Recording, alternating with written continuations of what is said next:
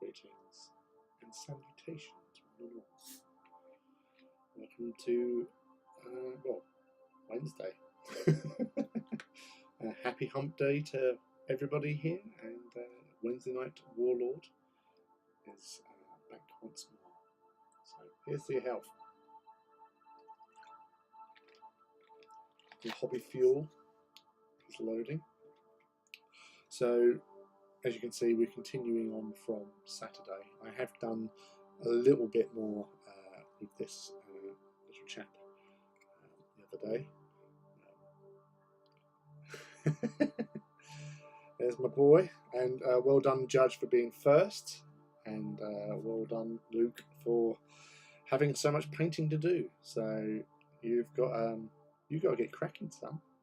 You know, only a couple of days, and then I'll inspect your Titan, your new addition to your collection, on Saturday. Down there. Hope you're all well.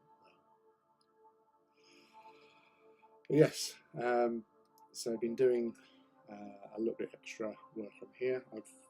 Before coming on, I just give it a spray over with some varnish, because I'm looking at maybe doing some decals, as well as some more like wash bits where I like to have it a little bit more smoother to allow for the shade to actually run a little bit better. So like streaks basically around rivets and stuff on the actual Titan armor.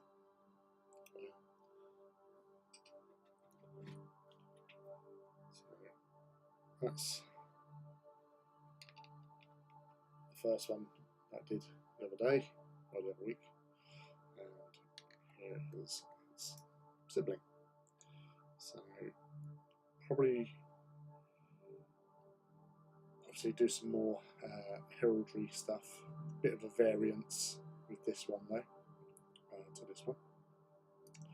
Big decal off the sheet on the carapace there. It's getting all those little bits there added with agrax basically. Yes. So that's our target over there. May do some more stripes as well, because I do like how the stripes turn out on this one in particular. I guess a bit better. I tried the blue and white. It's not bad. I'm not 100% sold on it. Maybe it needs to be a darker tone, I think. So, because I use Calidor Sky for them, Calidor Sky there might not really been the wise choice, but it's done now. So I'm going to commit to it. I'm going to commit to it. It's all I can do. Right. So, how is everybody? How's your weeks going? Are they progressing well enough? Or just what happens to do as well? So actually, whilst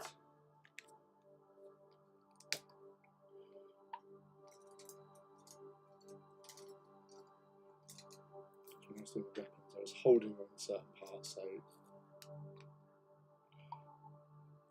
let's quickly run that through.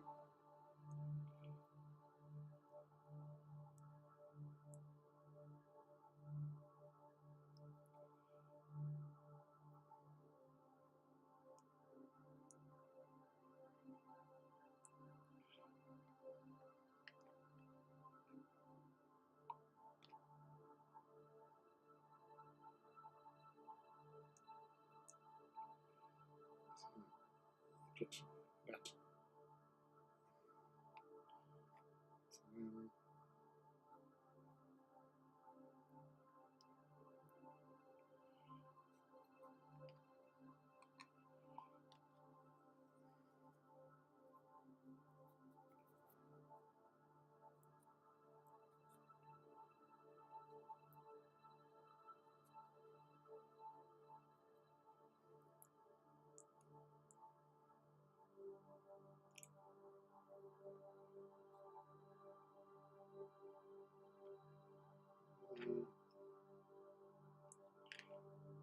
section of this.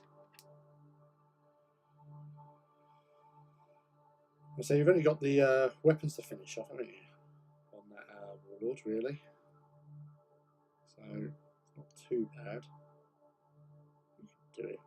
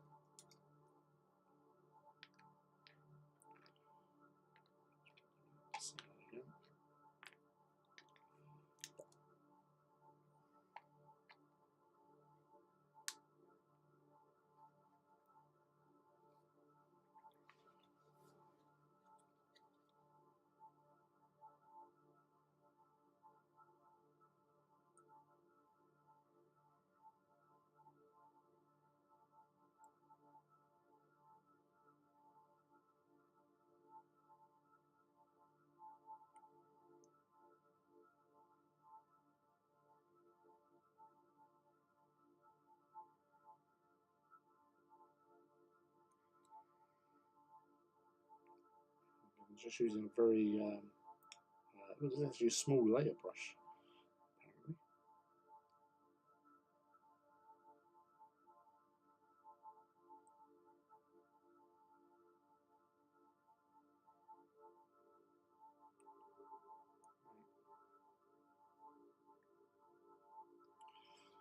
Get that onto these little ribbity bits.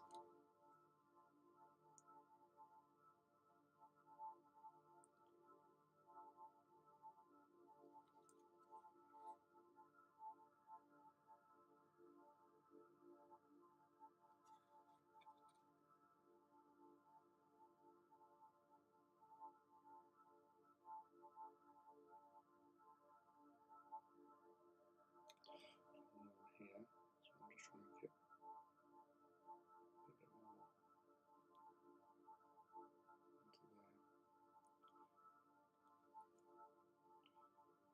Because having rivets done is one thing, but it's adding a little bit extra, so it looks it's a bit dirty. All the fighting and smiting it's been doing during the Siege of Terror, or Titan Death. Particular.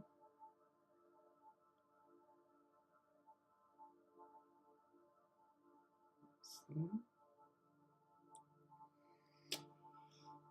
Hey Arnold, starting to build your third Reaver. Excellent. That's a good evening in my book. So the more you make, the easier it gets.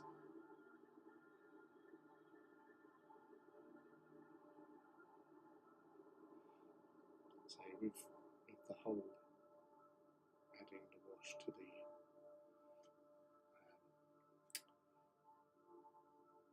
like little rivet bits, it just gives it a little bit more depth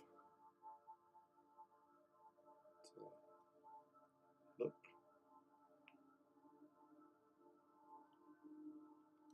So just adding a little bit more wash here and there, just again, just highlights the rest of it.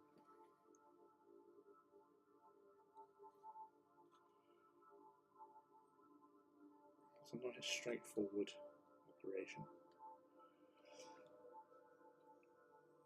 Bought 2 starters, yeah. That's my sort of look at things. It's like I would sit there and go, right, I can buy myself a Reaver for £35, or for £80 I can have 2 Reavers and 2 Warhounds and a couple of Lancers and more tokens and cards. So yeah.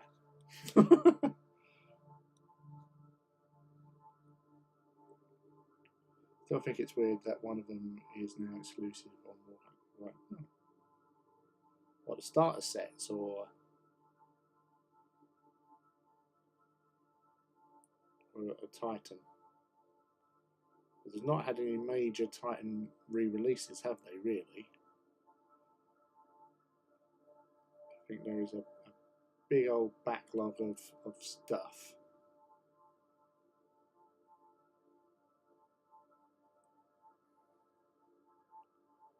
Which is not good for us hobbyists, because you get an idea for something and you want to do it.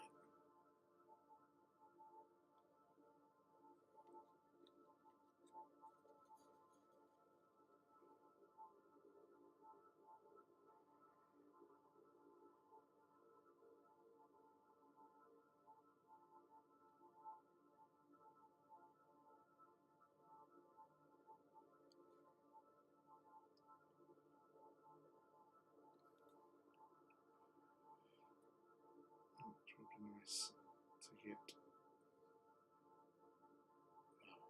I am kind of interested in some more dire wolves.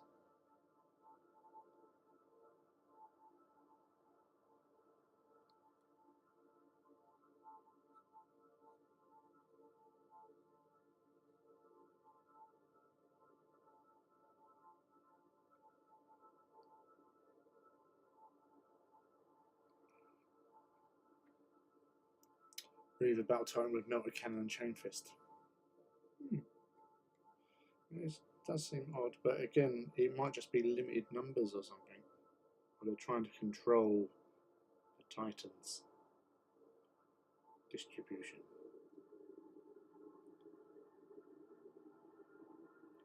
Because obviously, if they're selling them, they're earning a maximum $1. Right,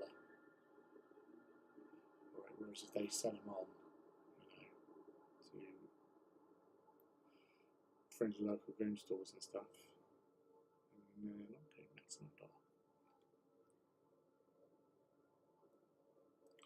Very strange, though.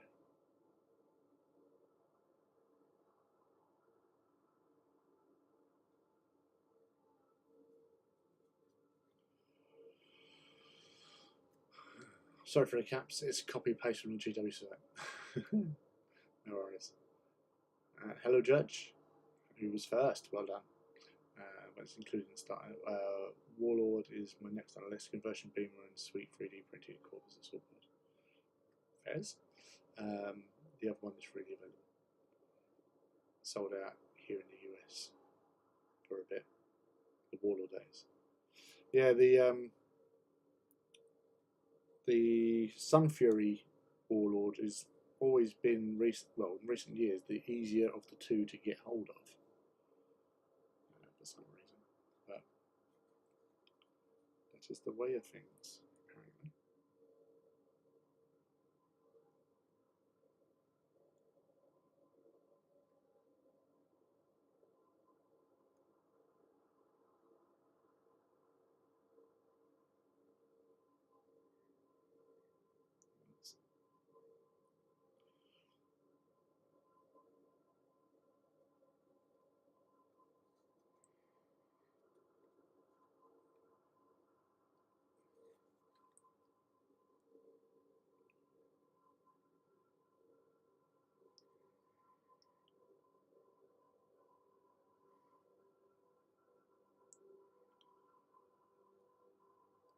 My sound is really low. I am speaking low today.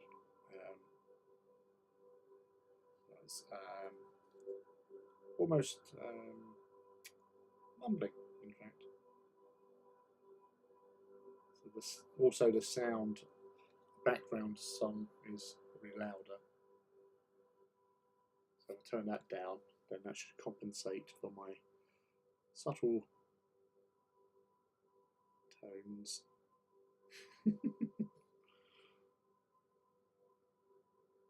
And speaking of subtle tones, saw today obviously Peachy has left the painting phase, is setting out on his own adventures. So good luck to Mr. Peach, a legend of the hobby, and a really, really good guy. If you ever get the chance to meet him, he is really fun to just chat with, and so he's super enthusiastic about everything.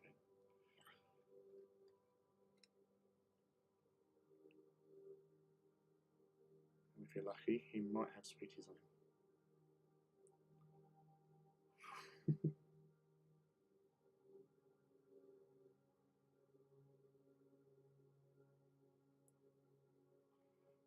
We wish Peachy all the best in his new adventures. And he does have a new new YouTube for himself. Peachy Tips. If you search that on the channels on YouTube, you'll find him.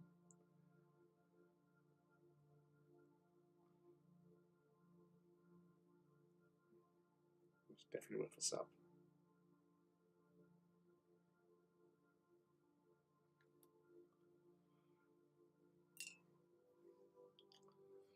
Sound is okay. Oh, hello, boss. You're sneaking in there, you sneaky little thing.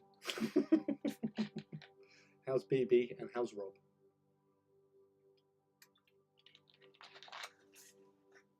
And how are you, more importantly? Right. Sleeves. I was a bit warm, so going sand sleeves. Oop. Almost knocked over my mix. Now, what did I do with the sepia?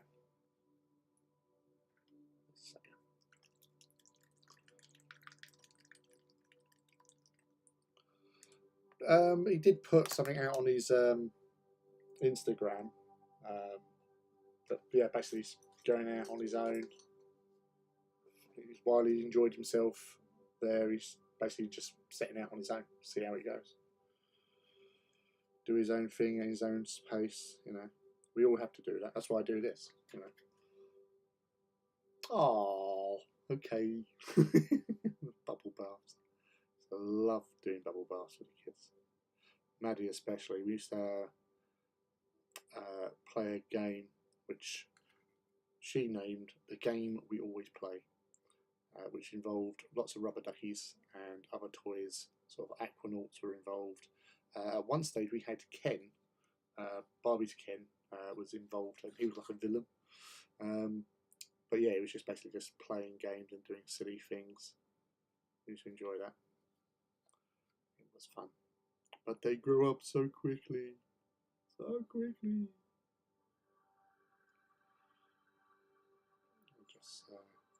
Just saw it just come through, so I'll have a look at that in a sec. I'm just going to do this a little bit.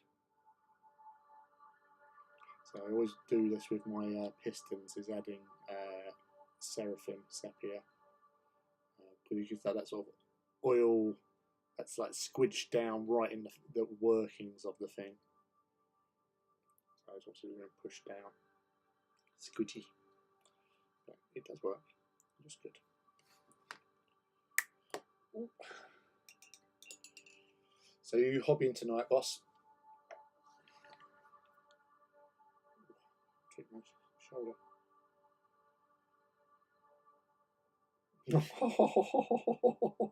Oh, bless her.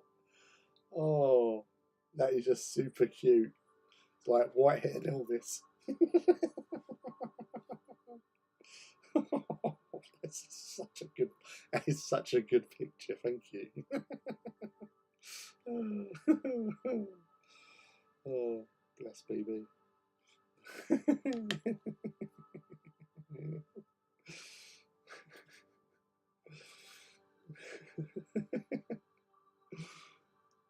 Yeah, I've made myself sick. Are you doing your stuff, or are you actually doing a commission?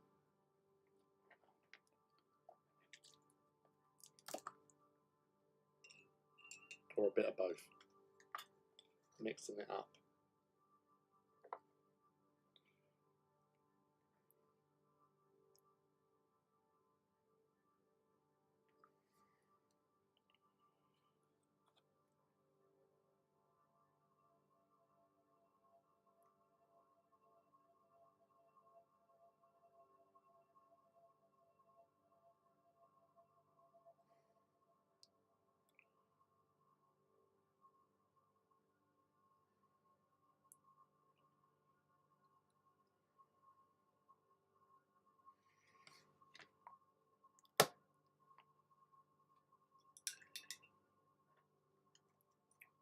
Amazons. Cool, cool, cool, cool, cool.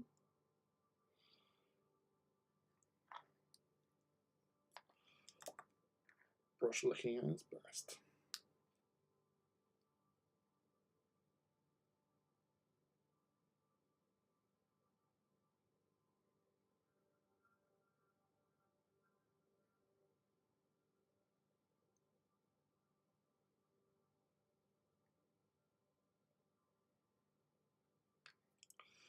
Getting the this is neat aggro, not my normal mix, because I want a little bit more pigment around in the sort of crux of the armour plate to the trim.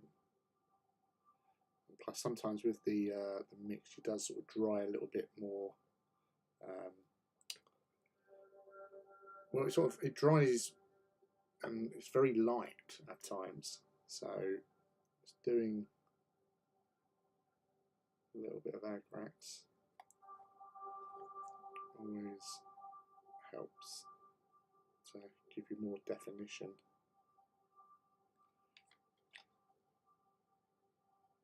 Breaks up a little bit more. You know, it looks like that accumulation of dirt and grime, which I like.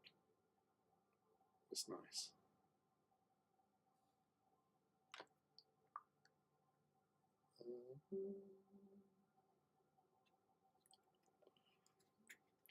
Oh, yes. So, apart from that, how is everyone's weeks in general going? Mine's been all over the place, to be honest. Yesterday, Thomas, my boy, didn't want to go into college. He had an incident occur on Monday, and it upset him quite a lot because, for those who don't know, Thomas is autistic, so things can really sort of get to him when it's sort of like, you know, it really does like upset him. So he has, for his own mental health, basically, as Maddie described it, he had a mental health day off. Didn't want to go back in, so he spent the day with me. Went out for breakfast, and then we went to Lakeside. It was quite a pleasant day. He bought himself, because he's quite into vinyl. He got a record player last year, Christmas before last, sorry. Got a new one this year, and he's been spending his pocket monies, saving it up and buying albums, because that's his thing. Mostly like 80s stuff, like Depeche Mode. He's got most of their albums already. And he's seen them twice in concert in the past year as well. More than I've ever seen them. He's going to go see Pet Shop Boys in July, I think it is, with his mum. And yeah, so he's also probably going to go to more gigs than I've been to in recent years. But yeah, so he had that to take a day off just so he can just get himself back to some form of normality, really, because it's really hard for him, especially with like social cues and that being a problem. He doesn't understand the same sort of things that we, who are meant to be sort of not autistic, but we all are in one shape or form. But yeah, so he's a bit happier today, which is good. He likes college with its structure.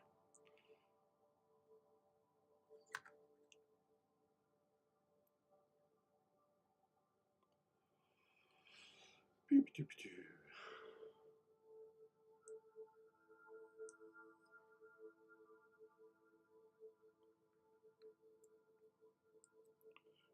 sure I get those bits that I might have missed.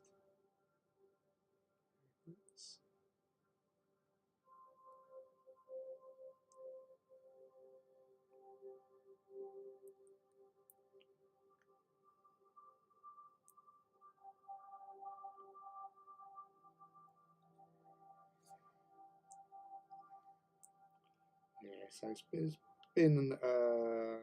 you know, a week so far.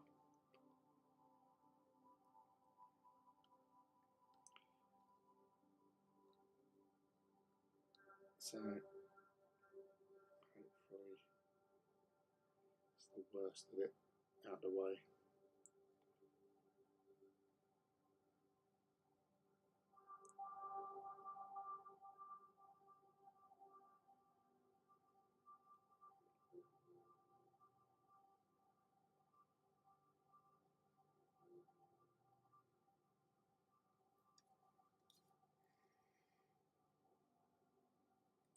But yeah, so it's a lot of time with my stuff. It is just reinforcing certain aspects of the armor and trim with just wash. Makes a huge difference.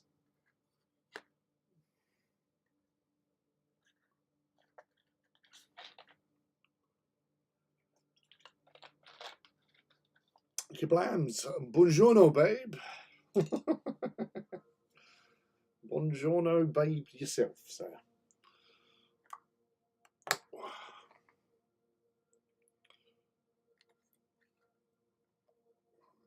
Let that to dry a little. So it's always worth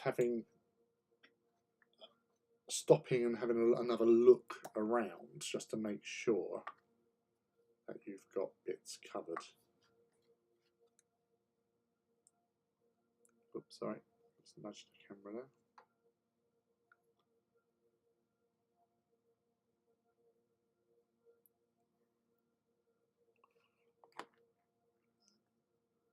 How are you, Kablams?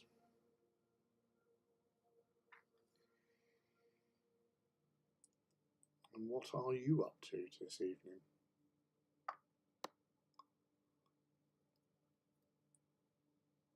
Anything exciting? You like excitement? We crave it, in fact. Bring us excitement, joy, grooviness, all the shenanigans.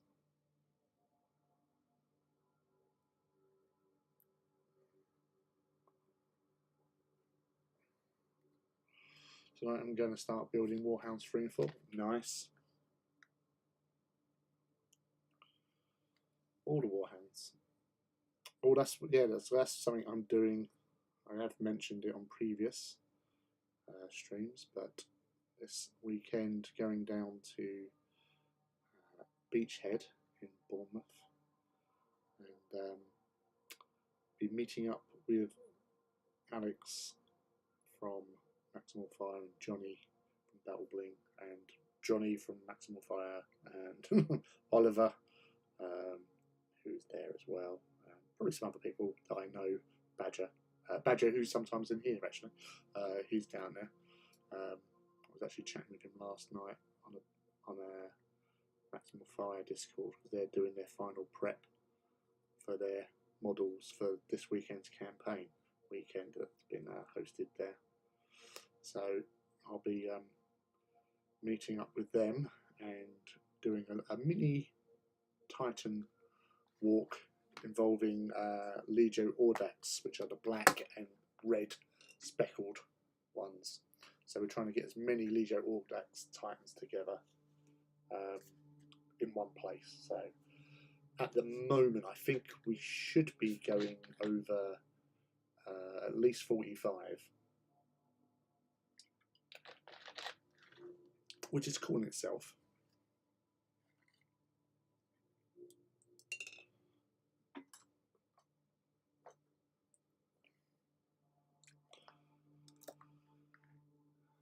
And because the Legio Audax Titan Legio itself was only 90 Titans strong. It wasn't a massive Titan Legio, but it was very specialised because they only had dire wolves and warhounds.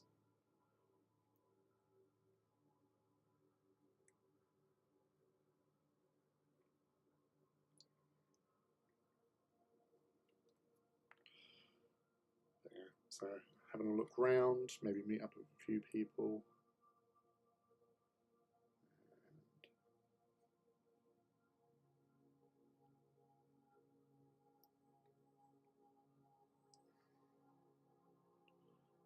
Just have a little bit of fun as best as can.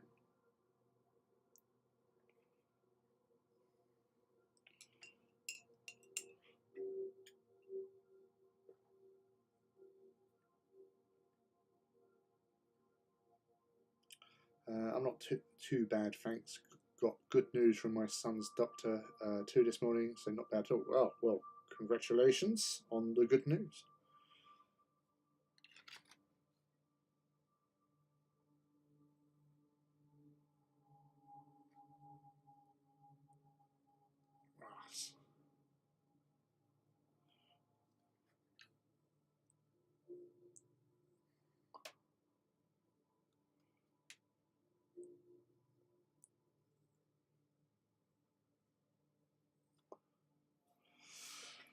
Good evening, everyone. Hello, Abyss. Welcome.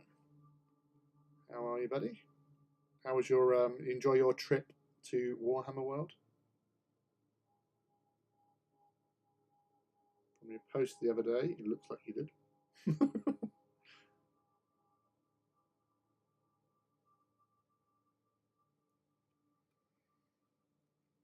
First task is to file down the top carapaces of the Firebrand's logo to go on top. Yeah.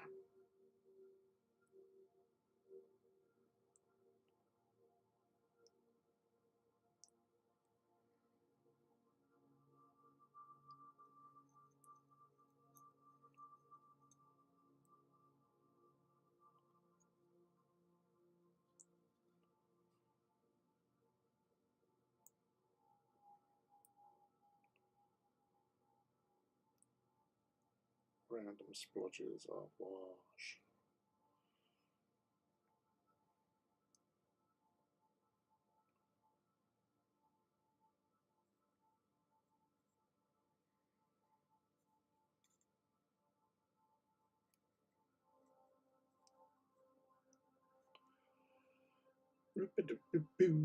Totally, I'm on base duty right now, so can't wait to be home and start my Leisure Restorer and Warlord.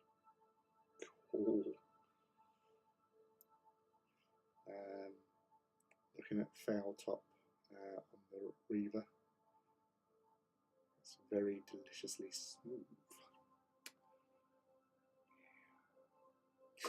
It's smooth. I do like it smooth.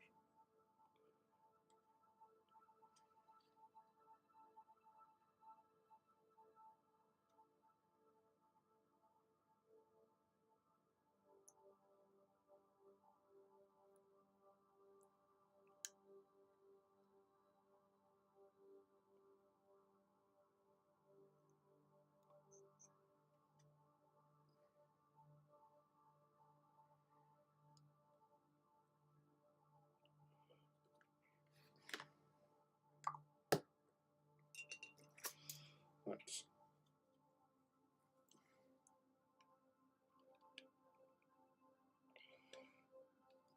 Notice a few bits where I've been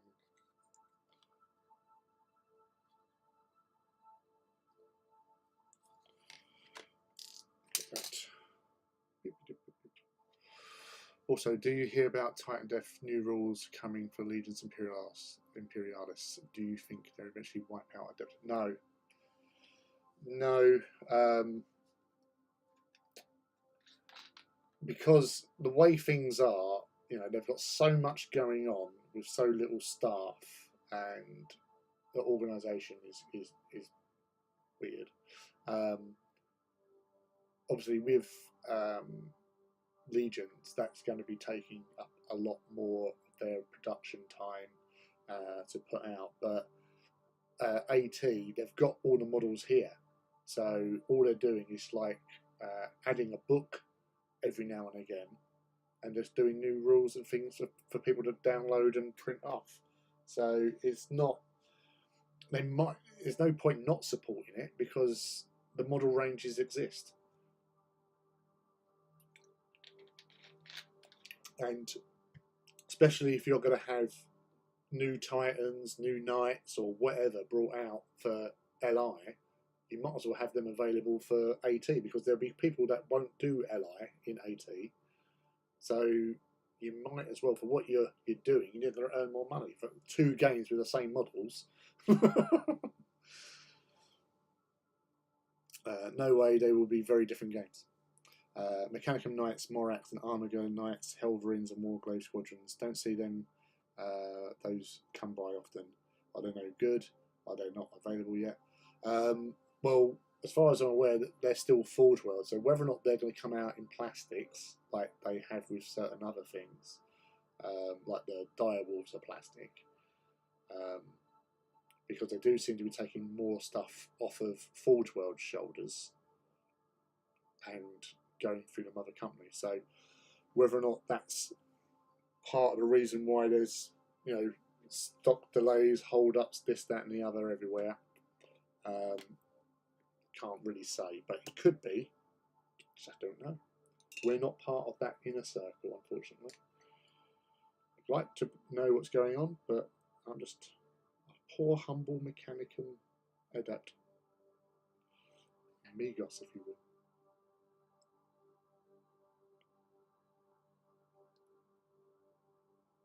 Who does occasionally find out a few things.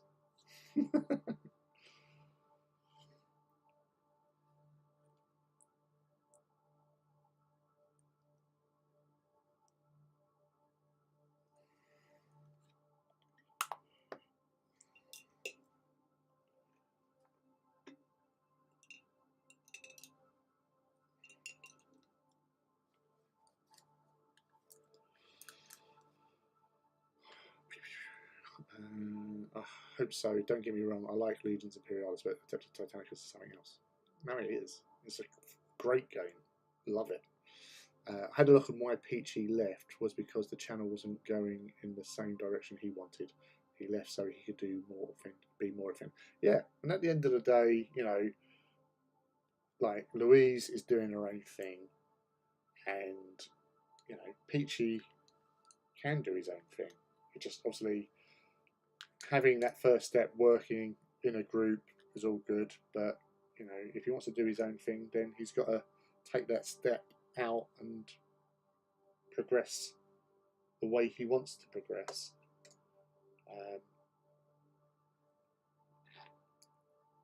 But yeah, you say he is a really good. He's a good bloke. He's a good bloke. He's friendly. He's helpful. Every time I've met him, we've had a chat, had a laugh, and you know, occasionally like I've messaged him and had a conversation. You know, and he's just one of those real, genuinely nice guys. Very rare, they do exist, and he is one of them, no doubt. So, good luck to his new endeavour. And at the end of the day, you know, he was at Games Workshop for so long, and you know, after everything that's been going on there and changing of the guard, and he's got to do things for himself. Like, you know, his buddy's out there doing his own thing. His friend Louise is doing her own thing. So yeah, why not give it a go? You don't know until you try. You know how Knights are both LI and AT. Do you think we could ever see super heavy tanks flyers use rules for AT? I don't know, because then that is kind of stepping into that. That's why the Titan Death rules, but that's more Titan on Titan combat in LI. So possibly not. They'll keep Adeptus Titanicus as Adeptus Titanicus and Legions Imperialis as Epic. So it will be like a separate entity. who knows if they change their mind down the line, but I don't personally see that happening anytime soon. Same in respect to Xenos. I know a few people that are like, oh, if they had Xenos, I'll be all over that. Yeah, well, I think most people would, because I'd have an Elder Titan. I might have, two, just as models. But, they, as a company, will wring the money out of Adeptus Titanicus first, and then once that sort of starts looking like slowing down or whatever, then they'll start going, because they've got rules for Xenos Titans, because James Hewitt, funnily enough, on the painting phase, one of the first interviews that Peachy was involved with on there, he said that at the time he actually did rules for Xenos Titans, but that's not what they're doing. They will basically hold on to them, and eventually, when things start slowing down to a point, they'll go, okay, let's do the next thing, which is to bring Xenos in.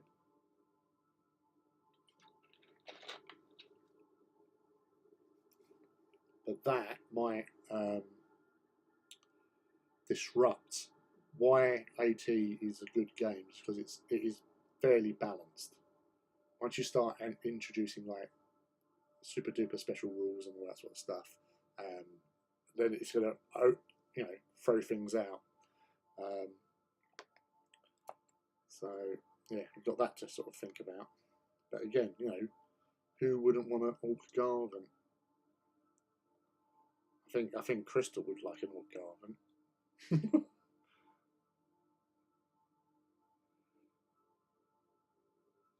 Then maybe she will actually do an Orc Gargant or a little army and come after my Titans, beat the crap out of me. She's very good at that.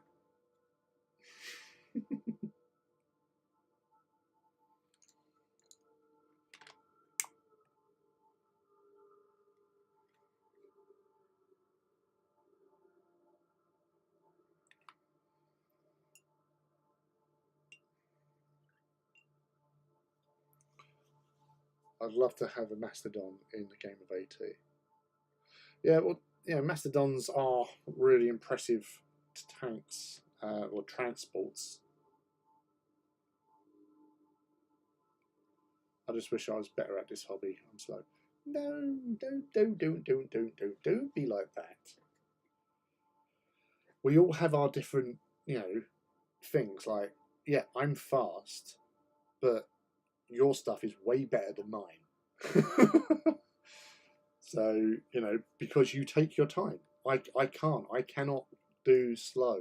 It bores me. And if I get bored, then I will just go, no, not going to do that anymore.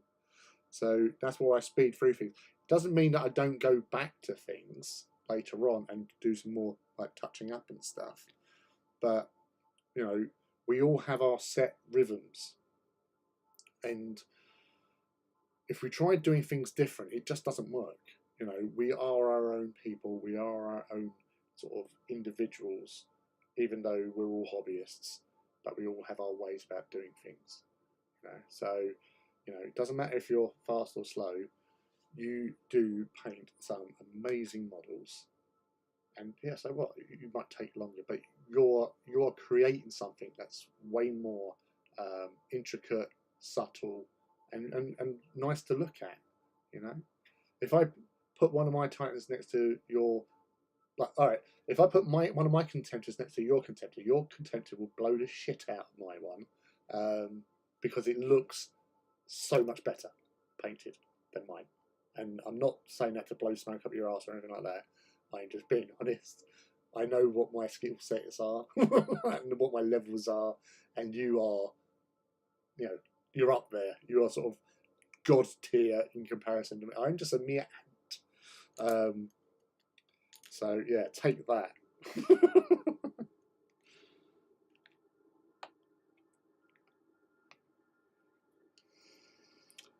I'm in the fast and passable camp myself. There you go. So same goes for my painting. So I have so many things I want to do, and I get anywhere near it, I'd never finish one. Well, it's like one thing I do, like when doing like armies. So obviously, like when you do like, I know you don't do Space Marine armies, but you've done your Uber Marines and stuff. But whenever I was doing a massive army of dudes, I'd only focused my time and effort on um, like character models. So like the sergeants of a Space Marine tactical squad, yeah, they get a little bit more attention. Rank and file, not so much. You know, as long as they all look similar, sergeant stands out because he should stand out a little bit more. But yeah, that's where you've got to sort of break from convention, really. But like your work with your sort of Blood Bowl teams, it's just one little team, so you can afford to take your time with it and put that little bit more effort into things because they're all like individual characters in a way. It's not like the old style Blood Bowl where they were pretty generic look to them. You've got like a lot more personality with the models nowadays, so you know you can afford to be a little bit more, you know, slower with them because it's only a small squad. You're only doing like maybe like 12 to 15 models, so I wouldn't worry too much. It's when you're doing horde armies, that's when you just got to basically bite the bullet and just go for it. So yeah, don't get too stressed out by it, boss. You are an awesome painter, awesome hobbyist, and you know you're doing really well. So embrace the horror and become one with your models.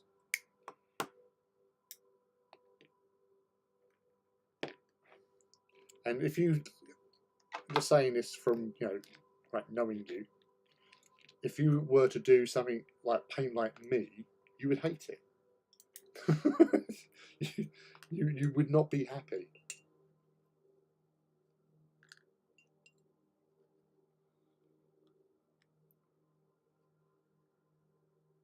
You want to do a good job, and you do a good job because you have excellent taste and a high standard. Booba shaker.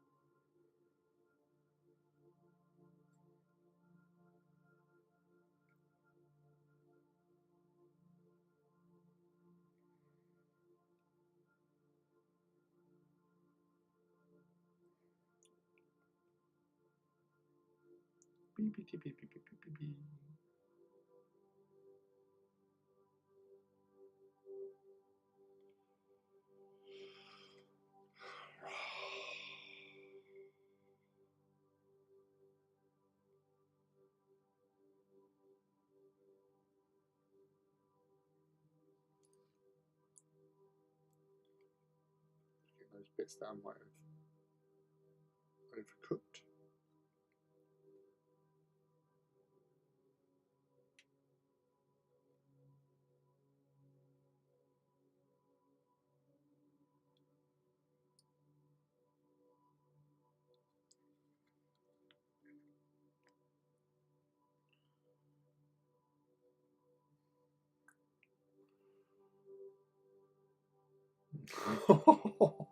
This Amazon team is supposed to be simple, and here I'm highlighting green with pink.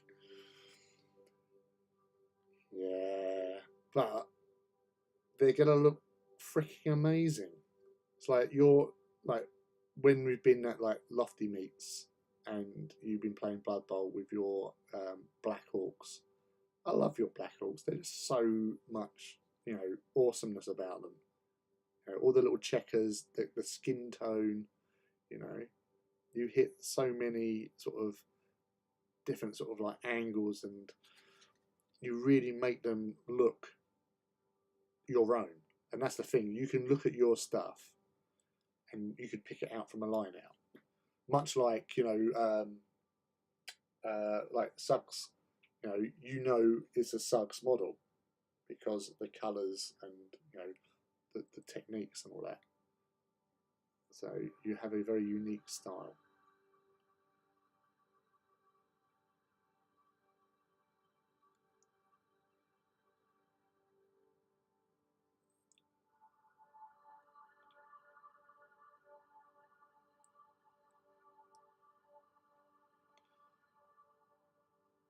Like when I was, I told you a story about when I'd done that. I was offering to paint some Skitari for my friend, and he sent the stuff out to me, and there was a couple of models in there, and one of them was like this, that kit. He'd done some kit bash models, which sort of freaked me out a bit because I normally just do generic Skitari, but he was using parts from other kits and made some, using the double parts that you had to sort of maximise his force available. Even using like Star Wars Droid Troopers bodies on one part. But this one model we put in there was painted, and I said, "All right, there's a painting model in there."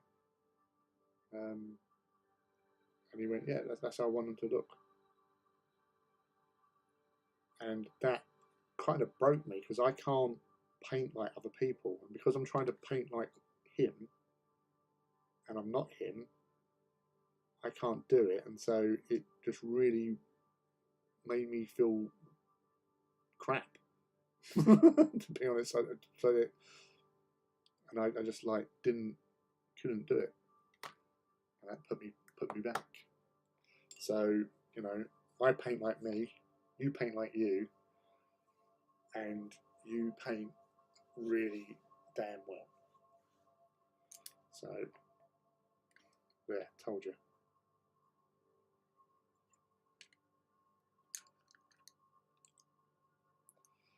Where's my mooch green?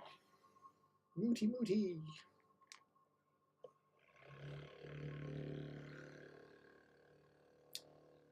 I spent my hobby time hunting for tricks and cheats to paint faster. Not sure that's the best way to be. That style is overcomplicated.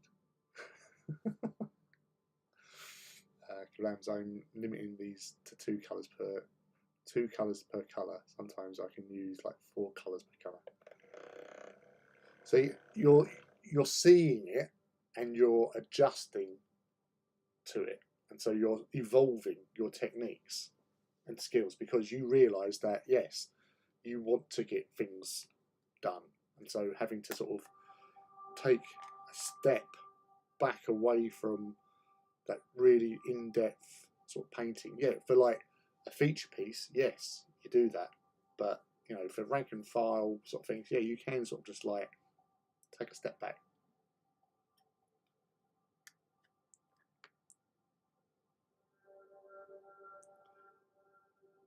And as I said, you can always go back to a model. You don't have to do it all at once. Right, might go off screen, but I'm going to use.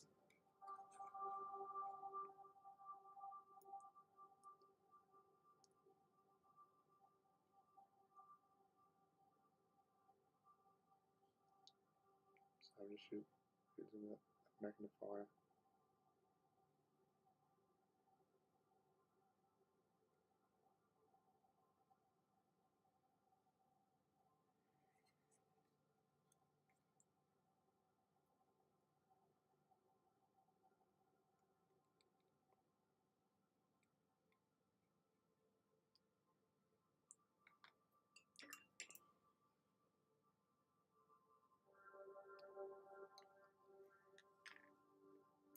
I envy people who can do that. I'm colourblind and my painting tends to be base colour, black wash, same base colours, highlights.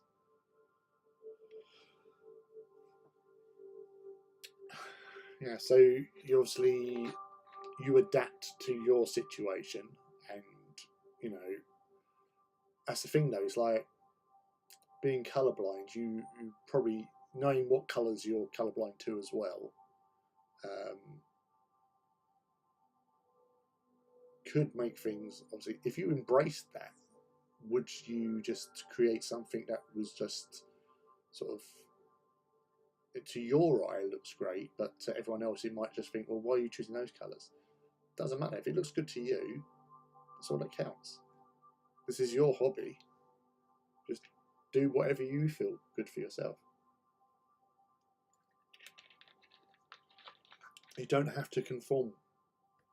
Rebel. That's what I say. Rebel. Down with everyone. Well, present company excluded. But you know, you just go with it. You just don't give a monkeys what other people think. Just if it looks good to you, that's all you got to worry about.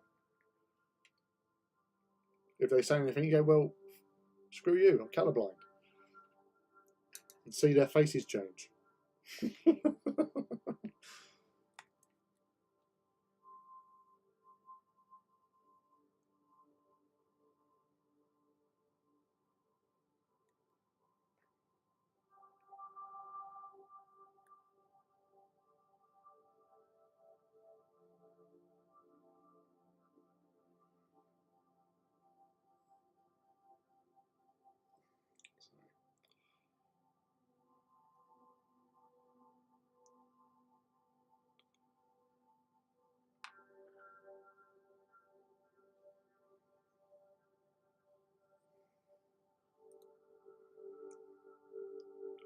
And believe me, there's probably many able, I say able, people that don't have like any form of like colour blindness and all that, and they paint things whatever floats their boat, and they might use really audacious colour palettes just because this is my model. I want to do it this way.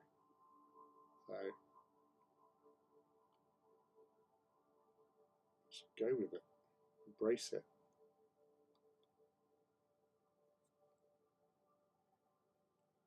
Unless you want to paint it something like, you know, like a proper sort of like legitimate scheme, then yeah. But boss.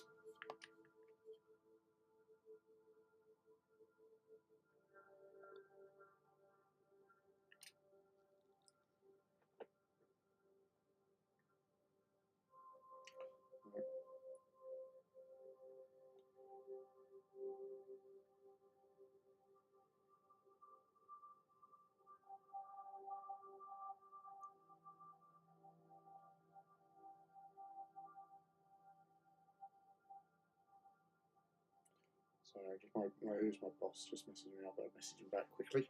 I learned to never mix colours after. Yeah, you can be embarrassing. At A-level art, I painted a green pastry pie. I love green pastry pies. Hey, howdy, Chrissy. Hello, how are you?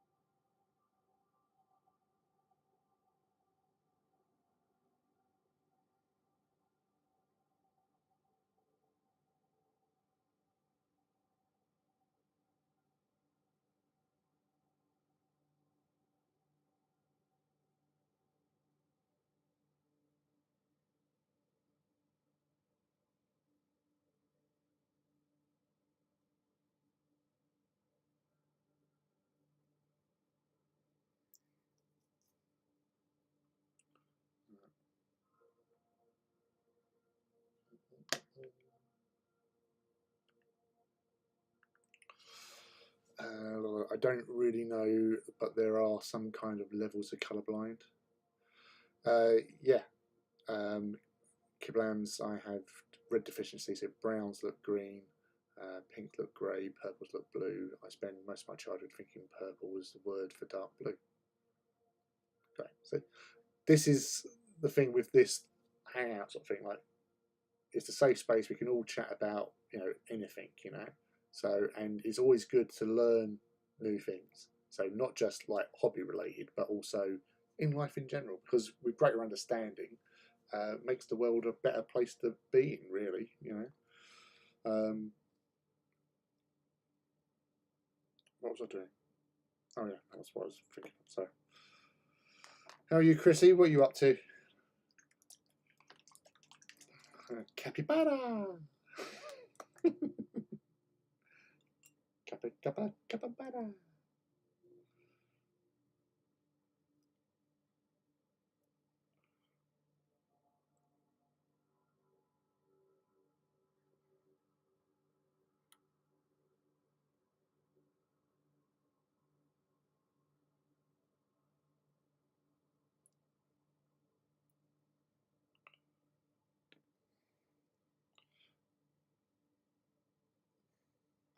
I think I have green deficiency too, so brown is very tricky.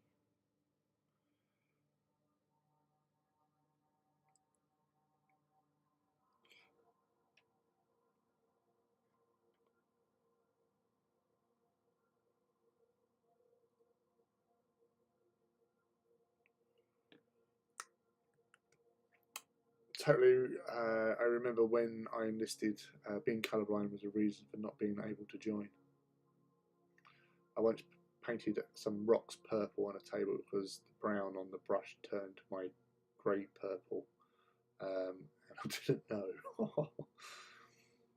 I'm chilling tonight. I wanted to paint but sat down for too long. Yeah, you've nested. You've nested for the evening, haven't you?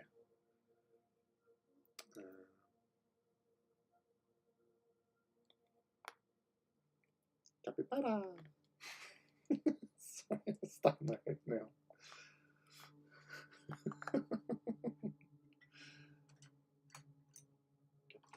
Capybara.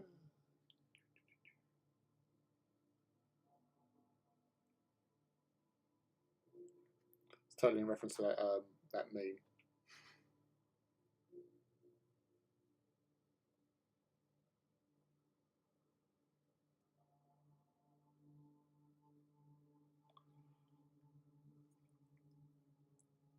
Much. Well, no worries. Welcome, welcome, welcome as always. One of the channel's one of the channel's longest patrons and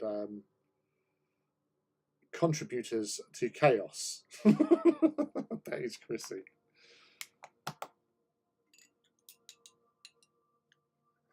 Capybara. So it's already started.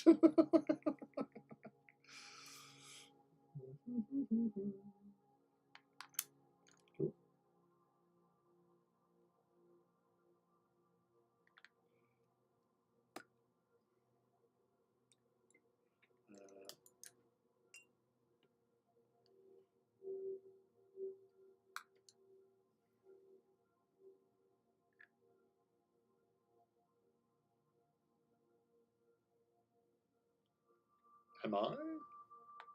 Yeah.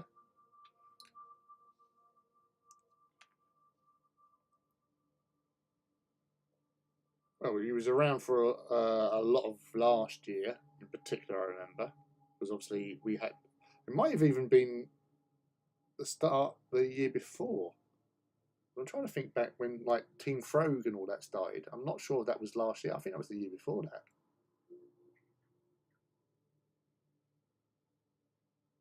Yeah, that's. Oh.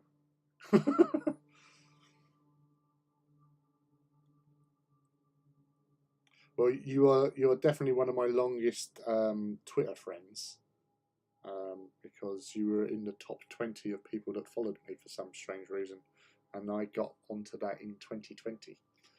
So yeah.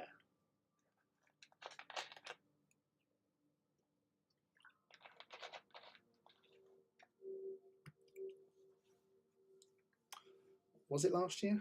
Let's say. I'm just going to check. 2 seconds. Because I think he says.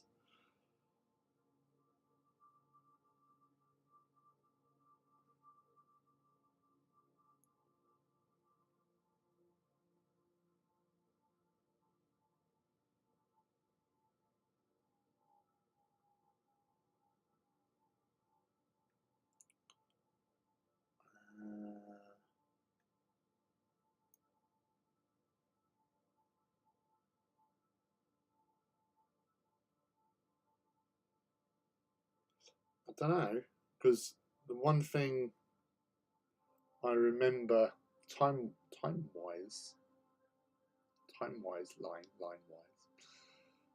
was the film Bullet Train, because that came out in 2022, and then it was when it was, I think it might have been first streaming,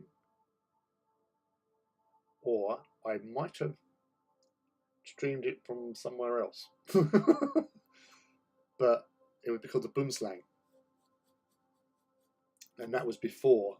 That was after we'd had the infamous evening of snakes. And actually, there's probably another way I can actually check, because I did save a picture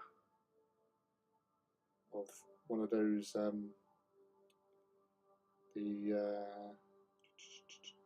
So it saves a picture. Yeah, saves a picture. I save lots of freaking pictures.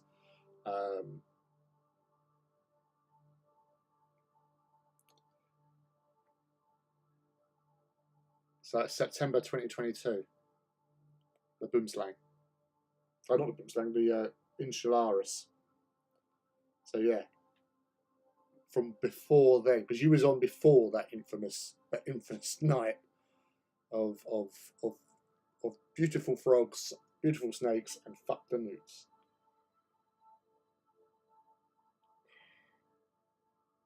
Time flies when you're having fun. Last year, just walked through. Yeah. Not bugger.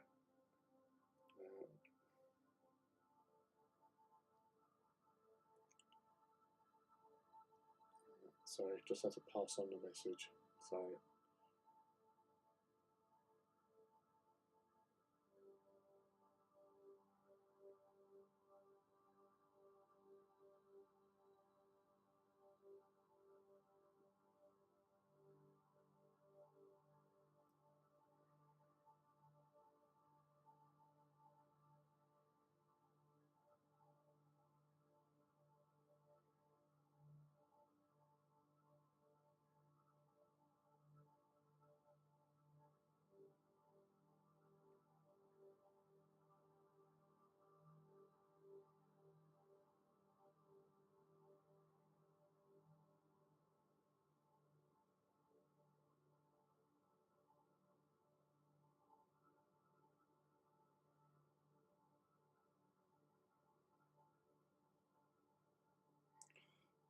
So I think that's my housekeeping done for work. It's been a while then. Yeah. Like, if you note in pictures of the Ukrainian war, they use coloured tape for helmets and uniforms. Yeah, not only a lot of things are coded by colour, like various signs for minefields, chemical, biological, radioactive materials, and obviously recognising other nature's uniform and ranks. Yes.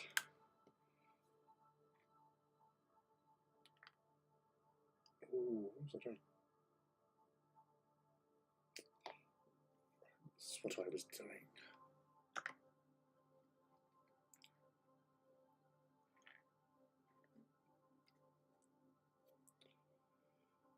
It's been a while, Chrissy. So I've been doing this.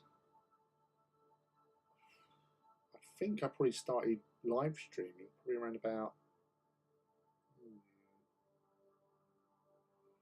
I think probably around about. Yeah, it was about April 2021. I think it's whenever the War Master came out, because that was my first live stream. Was building War Master, and I got it half built in 5 hours of streaming.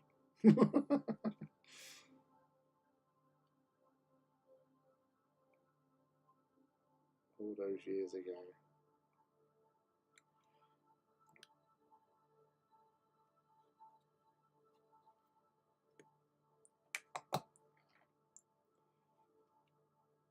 People check out.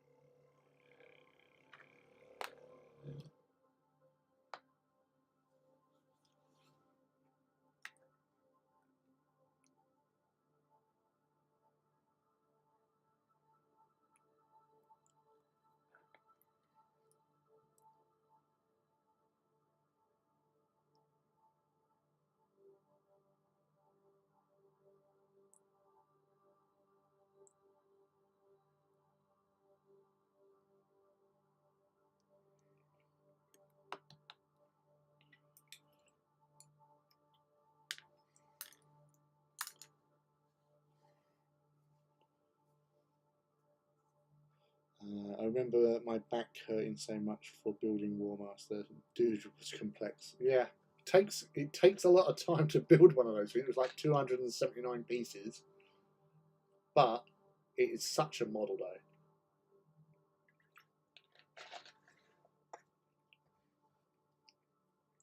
Was that the big small titan? Yes, it was the biggest small titan.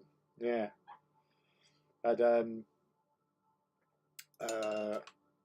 online Titan friend messaged me the other day asking me about whether or not I would do an Imperator or one of the Battle Blings War Breakers, and because of my affinity to Games Workshop, you know, friends working there and all that sort of stuff, and friends with like designers and the people that work behind the scenes, I would do an Imperator. Um, you know, the Warbreaker is a nice model, but it's not, you know, my OCD sort of thing. So I don't think I could do it. That said, there is that someone did do a 3D print rendition or updated rendition of like an Imperator, going by the artwork and all that sort of stuff, and that looks pretty good. That I could possibly do if I'd have to speak with people and try and gauge if they are actually going to do one. Because otherwise I'll just hold out for an Imperator, because I'd rather have a proper Imperator, if you know what I mean. You know, I'm a bit anal like that. But yeah. It's 200. Yeah. Peeps, it's bedtime for me. Alarm goes off in 6 hours. Good night. Night, Arnold. Thanks for hanging out again, buddy. And good luck with the Reavers. I hope you're doing well with them. Kneecap guns, yeah. I like the kneecap guns, and I mixed them up. So, like, some of them had like one of each. So the little missile thing and the pew pew laser cannon ones, because I was trying to avoid with the las cannons. I'm always paranoid that I'm going to break it or something. Whereas the missile is just like little disc with holes in. But yeah, it is such a lovely model though. It really is. Good night, mate. Let's start a petition online for full scale War Master.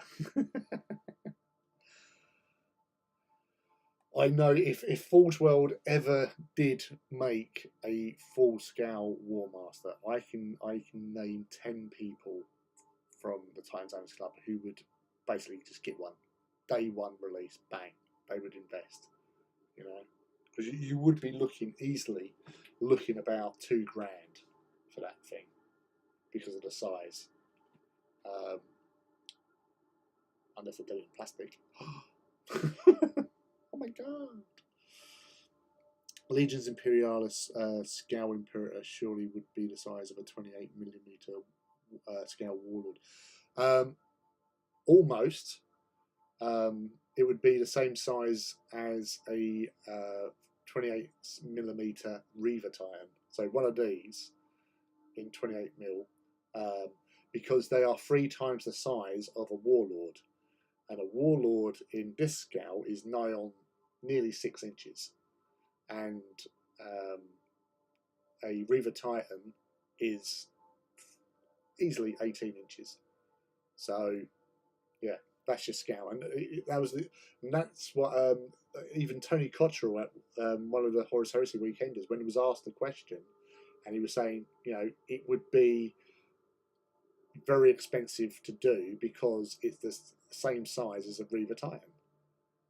So that's the only official, well, the head of Forge World saying it's 3 times the size of a Warlord. That is as official as you can get. Because they don't pay attention to what's written in the books. Anything that's written like in the novel series or anything like that, that's nothing to do with Forge World. Forge World is its own thing, and they have their own rules. And until it's in a Forge World book, to them it's not canon. So yeah. I totally forgot what I was going to do.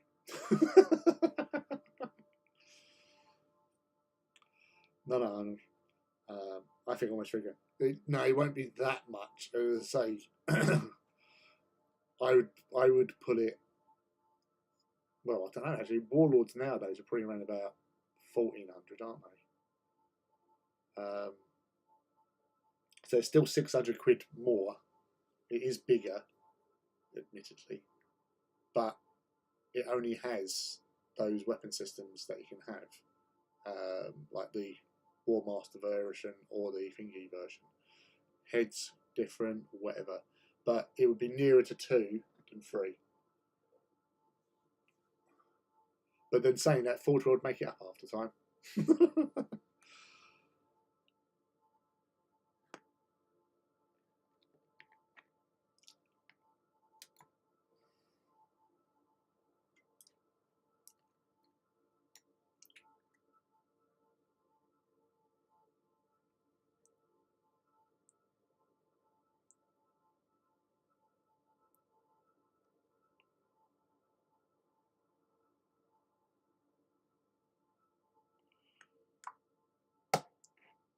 And the rest.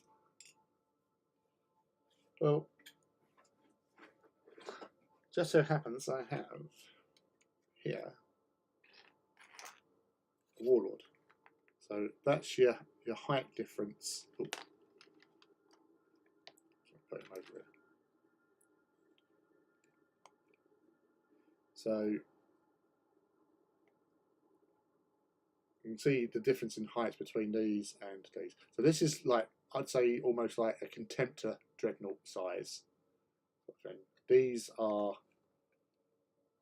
obviously smaller than an Imperial Knight, but not that far off. War Master is basically an Imperial Knight size, and they are about there. But it's the mass around them as well. So that's the thing. It's like people were going about using War Masters as count as for Imperial Knights, and it's just it's not the same. It's not the damn same, boy. Because it's the scaling is totally wrong. You can't, you know, it doesn't look right. Especially like you've got little doors, little doors on the side of things.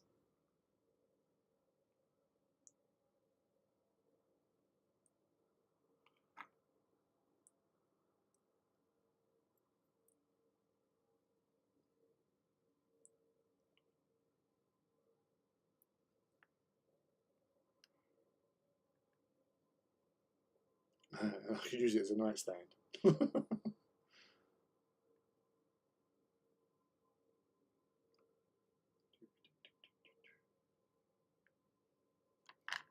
Oh, gosh, that is looking freaking awesome.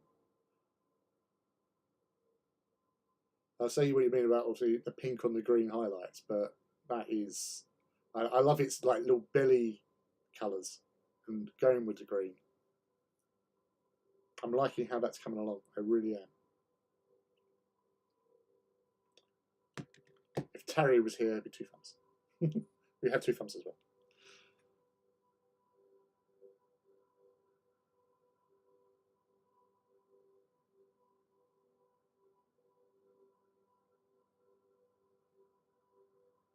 Oh, I can use that emoji. Oh, simple things, eh? Oh, bless you. Bless me. I'm the simple one.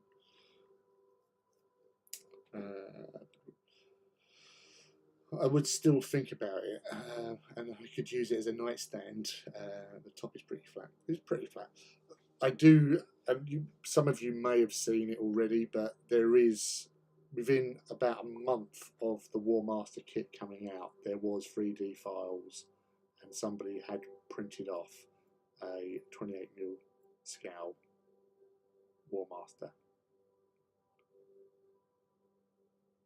So they are out there, and people do build them, and they've even, they've posted them on things where they know Forge World staffers and GW staffers are on the same groups and pages. It's like, yeah, I'm doing this, and I just find that a bit rude. Admittedly, yeah, they haven't made one, but still, it's a bit rude.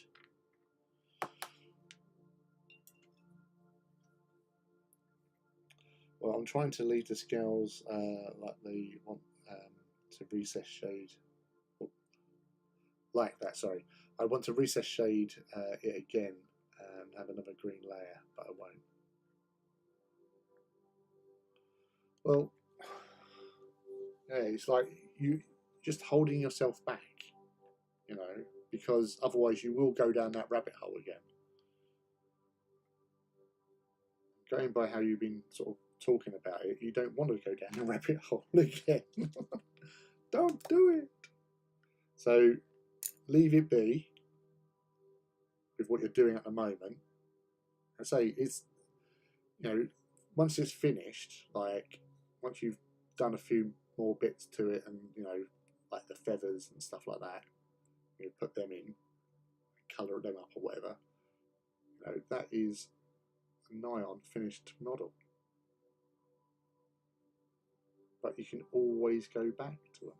You don't have to, I do. With my stuff, I go back to them. There's no harm in doing that.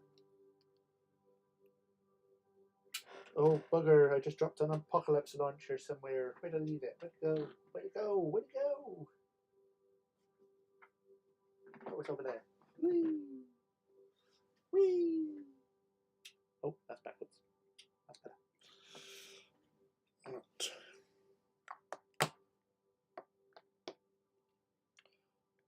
Push. Right. Saying right a lot, it's not going to make things better. This is it again. Yeah.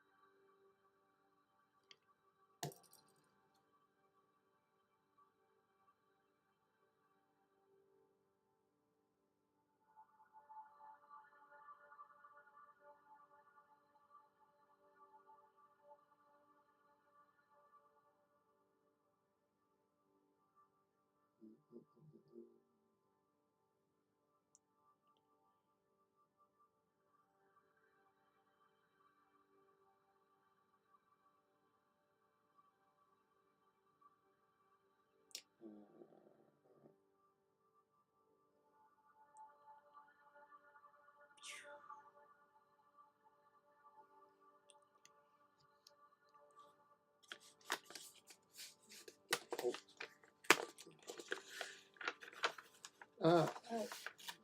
Ow.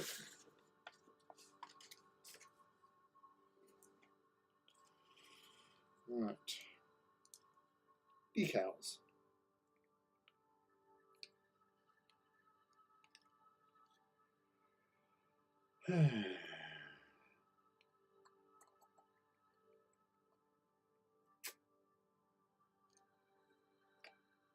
Thinking maybe that one.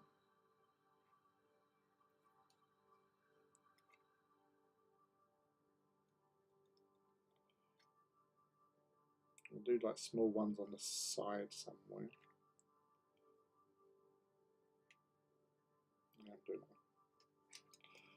I've decided.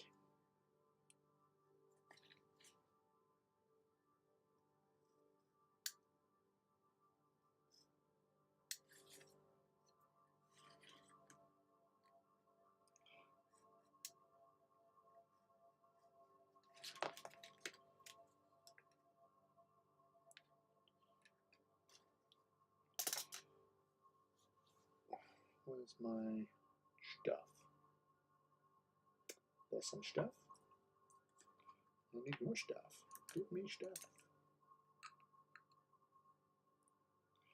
So after putting it in water, I immediately I say, pop on microsol. And he finds his microset.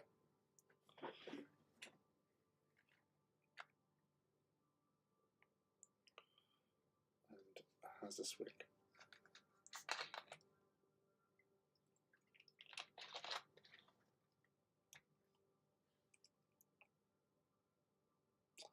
Also, as I was saying, seeing your Vulturum Warmaster kickstarted me to Titans.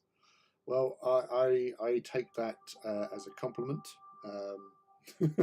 Thank you very much, and you know, I'm glad you're doing quite well with your own Titan project so far, knocking out pieces of awesome left, right, and centre. Welcome to a higher form of warfare. I have to say, like my Vulturum, which actually two of the viewers here, in Crystal and Christine, are both Titans within my collection of Vulturum. So they are both Warhounds.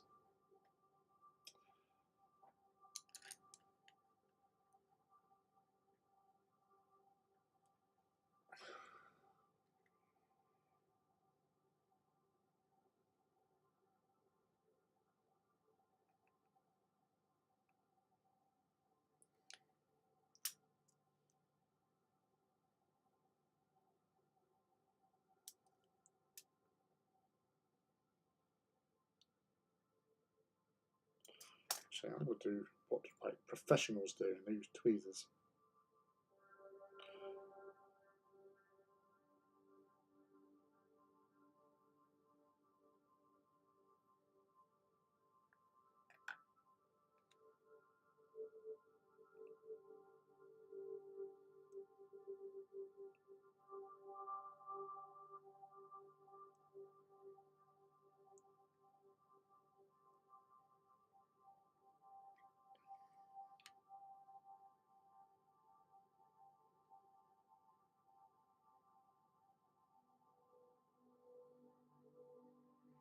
It's almost too easy.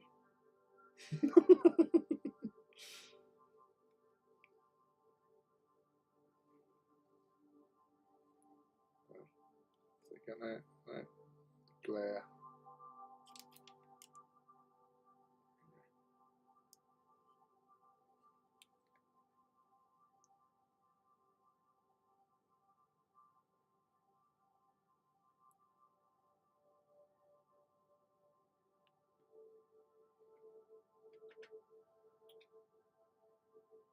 Nice.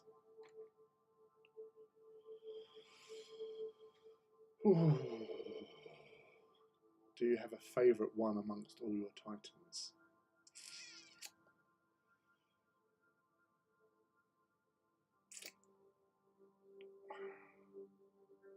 I was actually thinking that same thing recently.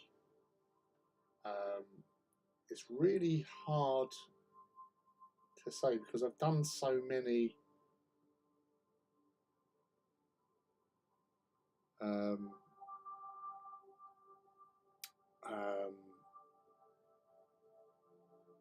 so many So many of them. To be fair, I think one that sort of hits me the most, as in look-wise, is a Volturum one. I go to pictures.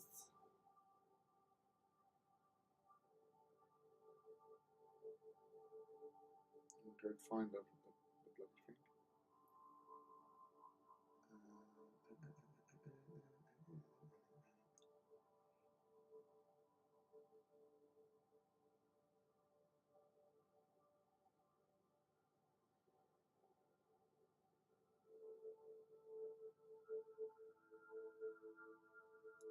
Although, like, all my Volturum Warhounds I really like. They're some of my best Warhounds, for sure.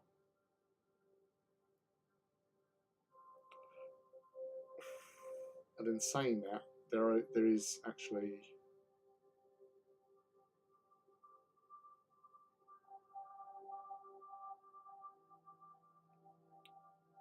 one of the Legio Ozzydax on my Instagram. The Ozzydax Warlord I posted up the other week.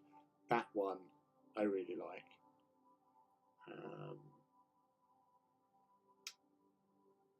Yeah, my Psi Titan I really like. I like Titans from all of them. To be fair, I'm going through all my mini pictures, and there are far too many of them that I really do have an appreciation for. I don't think I could. I honestly don't think I could. And it probably not helping that because I can't find the picture of the one I'm thinking about.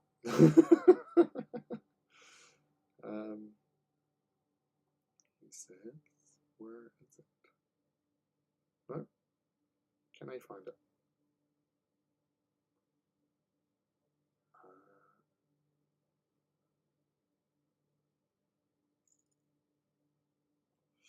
Yeah, there's just too many.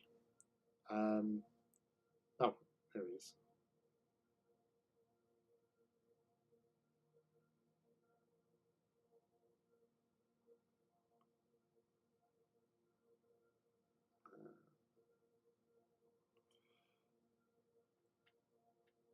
That one. That's definitely my favourite war bringer. If that's any help. So, but yeah, my favourite war bringer. There's too many to say. I've got a definite 100% favourite. So,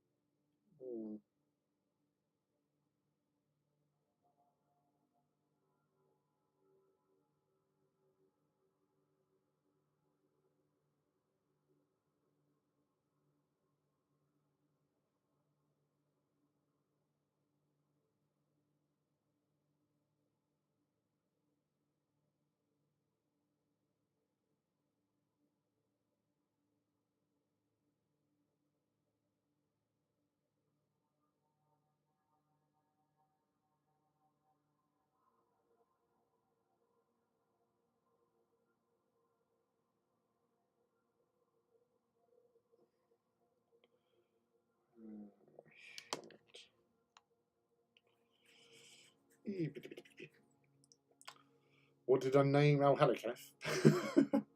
You are the infamous Megusa, and boss is lurking.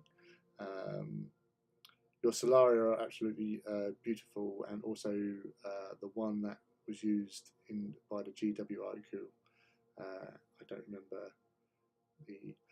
Depends, because I've had most my War Masters and Iconoclasts have been featured in like the community pages. Iracundus, my 28mm Titan, has been in White Dwarf when they were talking about the Titans Owners Club a couple of years back. We got featured before anything happened in like Warhammer Fest.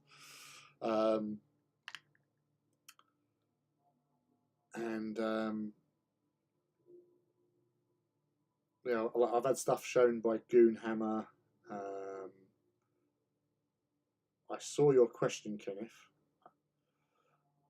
So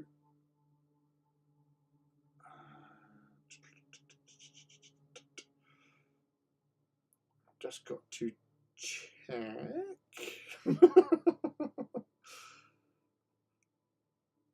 Because obviously I've got the names, but I've got to check which ones they correspond to. So that means I've got to quickly go onto my Instagram and check through which one it is. Ah, yeah. So that's Homicidium Corvi. So basically, murder of crows. Something like that. Because the other one is Muzeka, which is named after Mouse, who is the bot assassin of this channel, my mod. So if I dig out.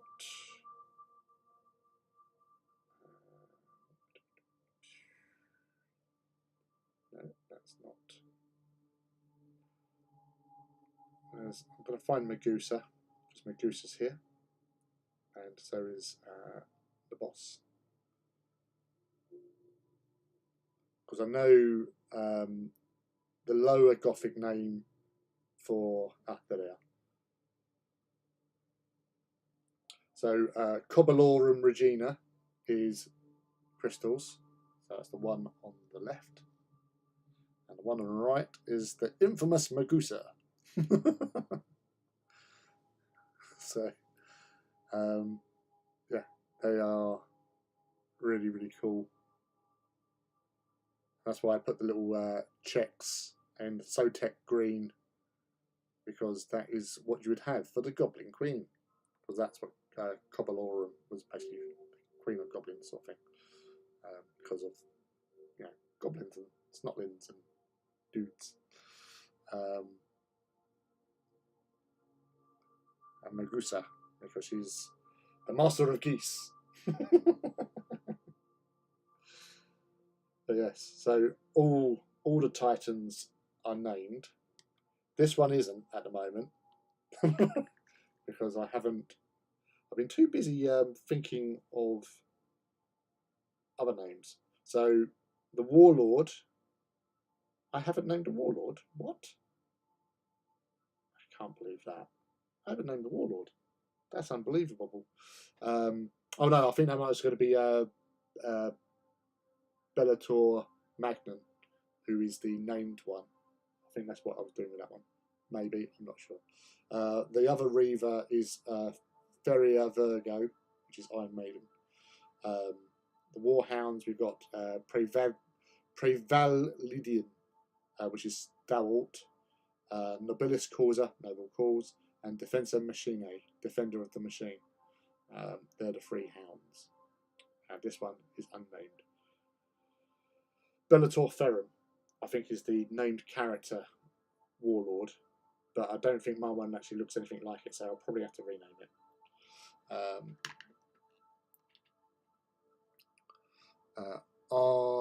The one you reproduced identical to the manual one. Oh, yeah. So that would be because my what do you call them? All my Ignatum Titans are replicated of my 28mm ones. So I have that. So that would be located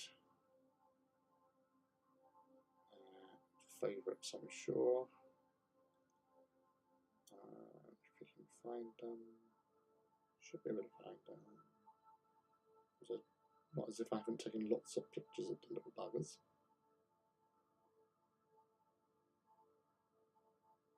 Obviously not, I haven't. Not in favourites anyway. So they would be in the Titan file.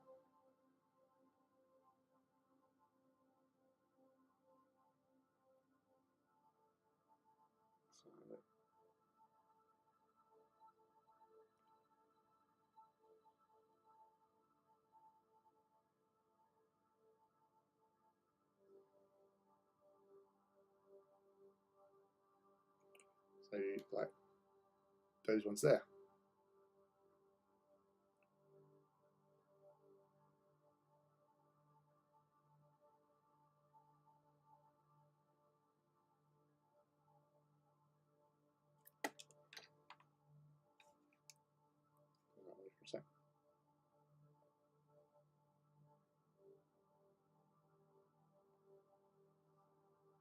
There you go. Iracundus, Donna Magna, Tacit Venatrix, Rapturus, and Vindicta Templi. And there they are in the small versions right up front. Which now can't focus. But yeah. And obviously Iracundus is a character in Adeptus Titanicus. It is also a character in Echoes of Eternity, Siege of Terror book. So that's awesome.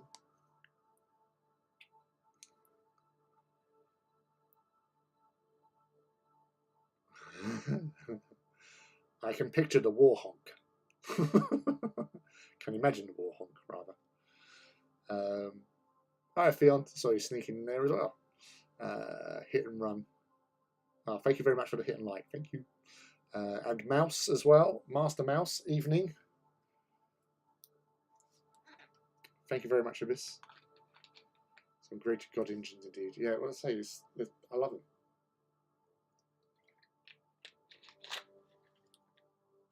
I am the feral bird tamer. Well, I say Warhammer Fest 2024 was cancelled. It wasn't really on. So that's the thing. I knew, like, because they've already got a biggish event, like gaming event for the end of April. So that sort of kind of puts that out the way. I mean, it can't be cancelled if it's there. So, see?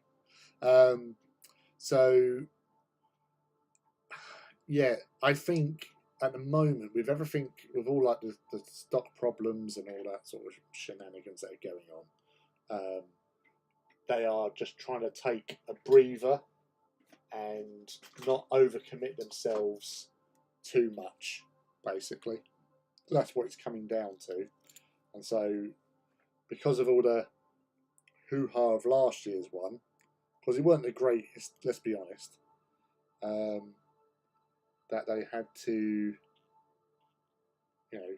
forego it this year.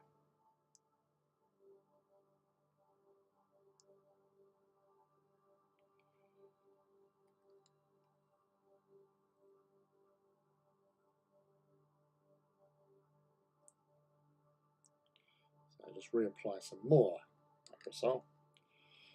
That's a lot.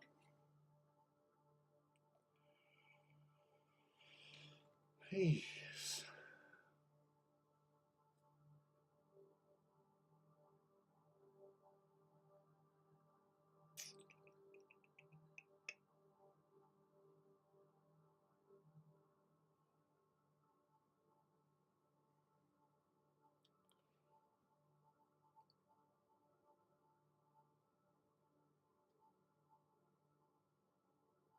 Last year was unfortunately a mess. Yeah. It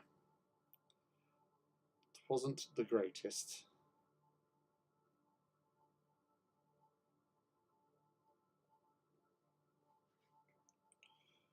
Alright, I'm thinking.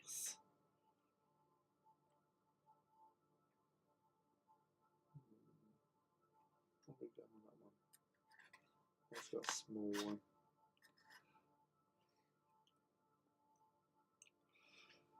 How about, I don't know if you can, let's just move that away. Alright, so on the sides, here and here, having one of each of these facing forwards. So block that out. What do you reckon?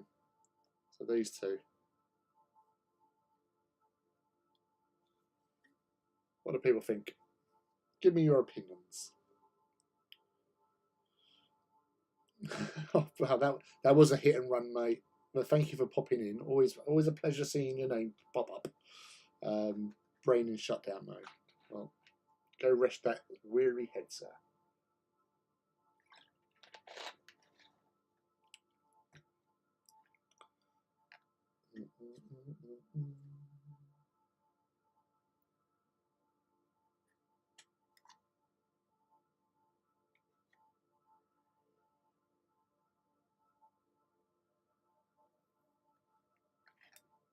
What do you think of that? I'm thinking about these bits here.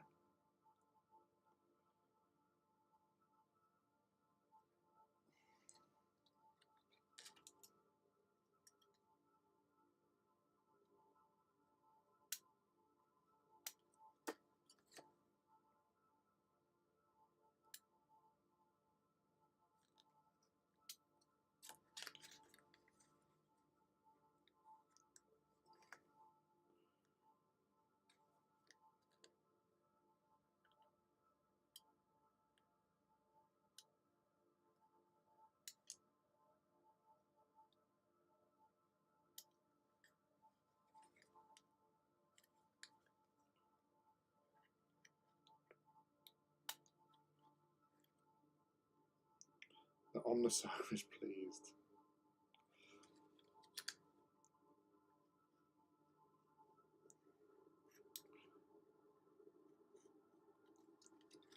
Well, it would be good to make use of the bloody things.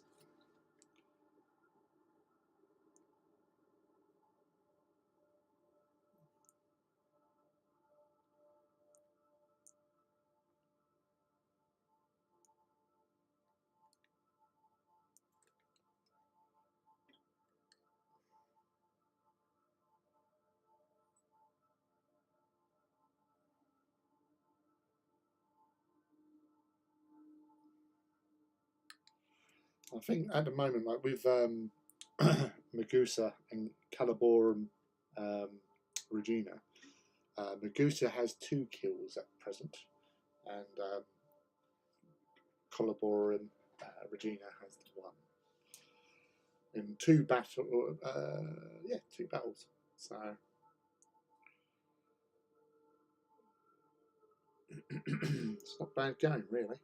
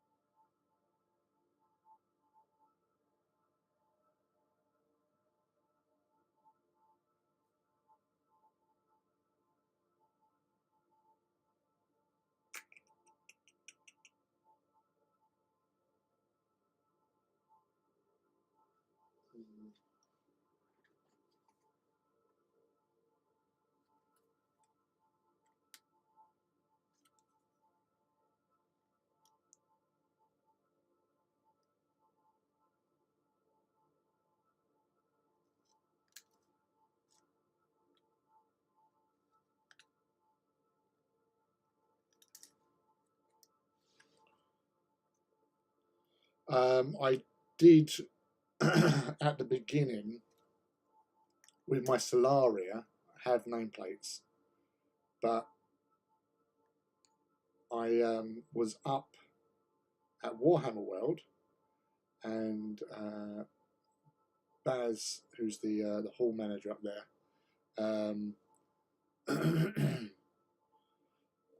basically said to me, "Oh yeah, would you would you mind put putting the things like in the cabinet, in the display cabinet in Warhammer World?" I went, "Oh yeah, that'd be awesome. Yeah, no problem at all. I got no problem at all doing it at all, no problem."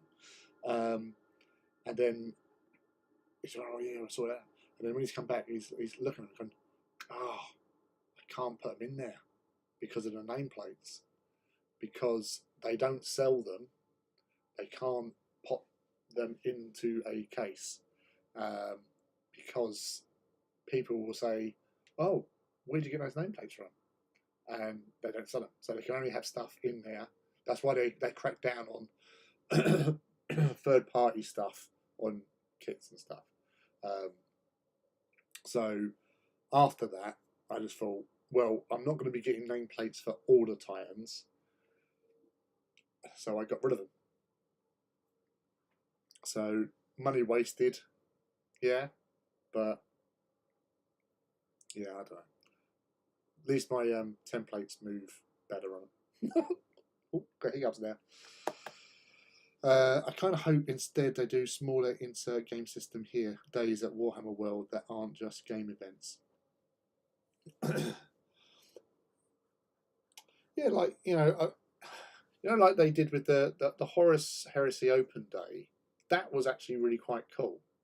Yes, it was very small scale, but if you had that over 2 days, then that's doubling up the amount of people there, and have the staff there to do the things they need to do,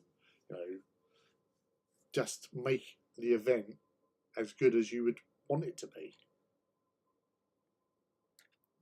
It's not brain science, brain surgery, brain science, brain science. We want your brain science.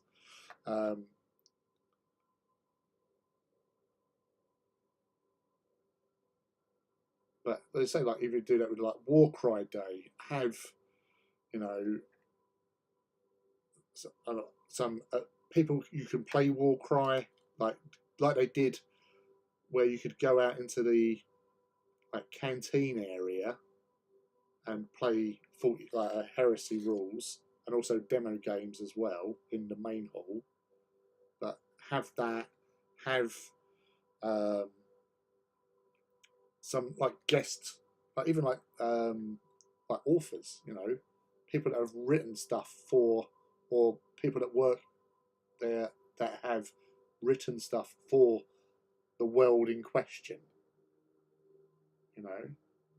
A weekend, those sort of things. Everybody used to love those sort of Black Library Weekenders, Horus Heresy Weekenders, before it started getting a little bit strange by including Necromunda in Heresy. He was like, why why are you here?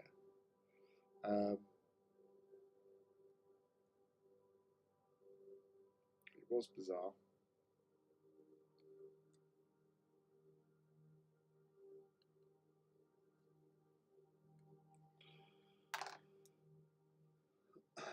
Like they did for the Old World Day.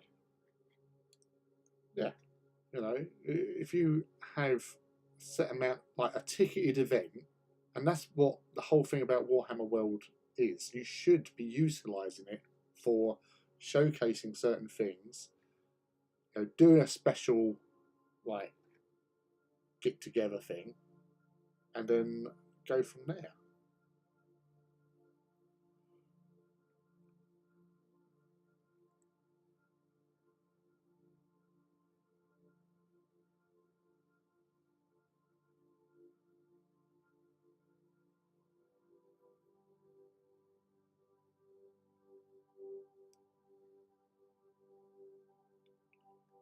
I'll tell you what, using tweezers, I feel so professional.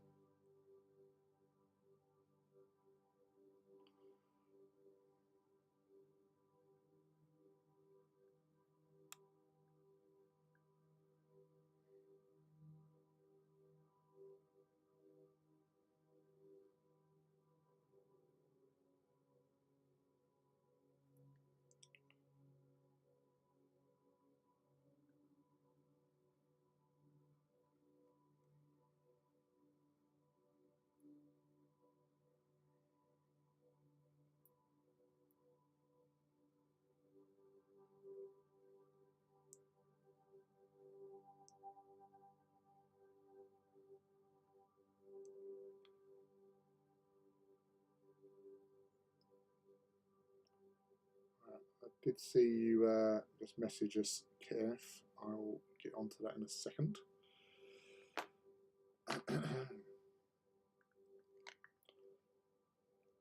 I remember seeing a rage online at Necromunda being spotted there. Yeah, I was there and thinking, why is Necromunda here?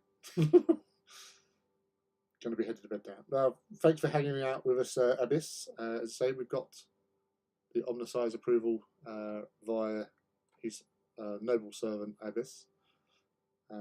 Thanks everyone for the chat, and thanks Princess for the hospitality as always. Always welcome, sir. Get some sleep, and we'll see you again in the future. Right, where was Kenneth?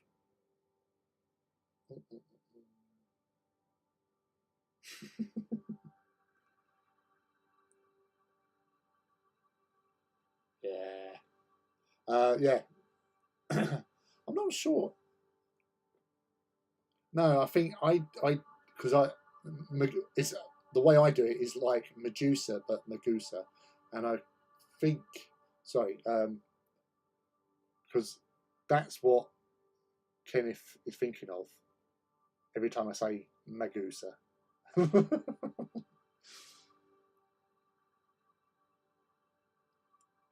Stolen from the depths of the internet, M2.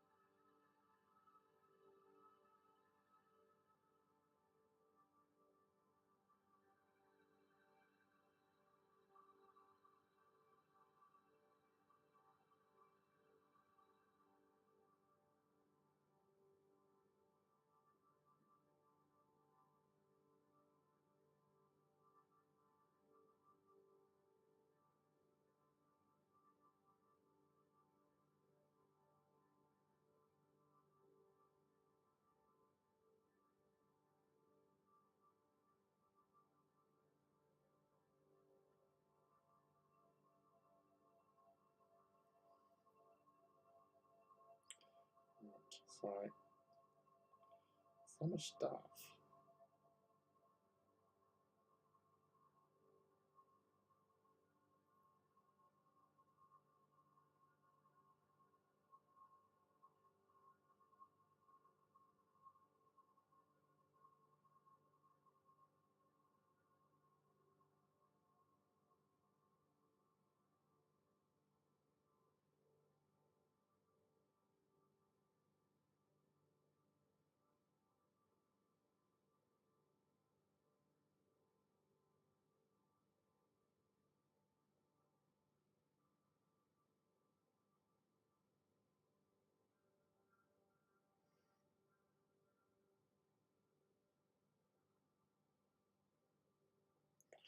Right.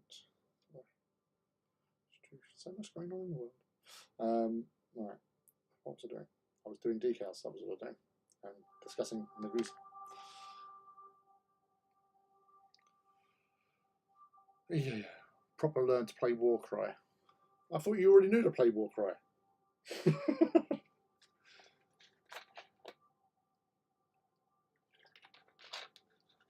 But no, I know what you mean. Like having the professionals there to actually like do intro games, guide you through it does make a huge difference to people's understanding of a game. That it can only make things better for everyone involved.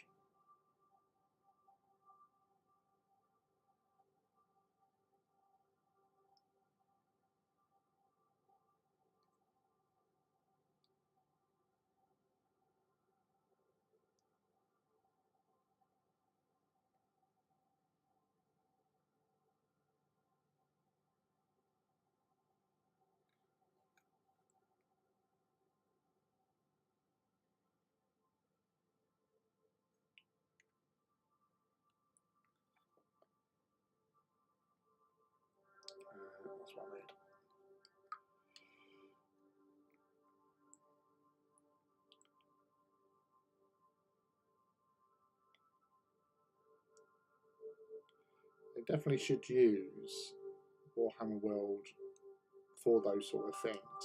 You know, special day outs thing.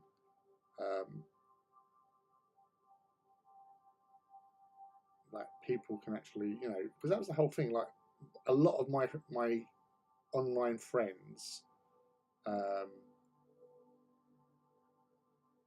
you know, I made at these sort of events.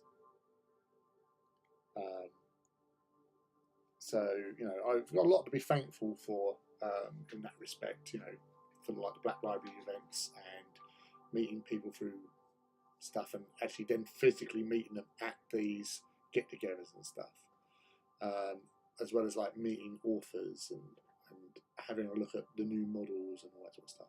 Yes, they will be limited, and people will moan about, oh, I couldn't get tickets, but that's the nature of the beast. You know, they've got to sort out something about the ticketing side of things, and obviously limited edition stuff. But that's going to be a pain.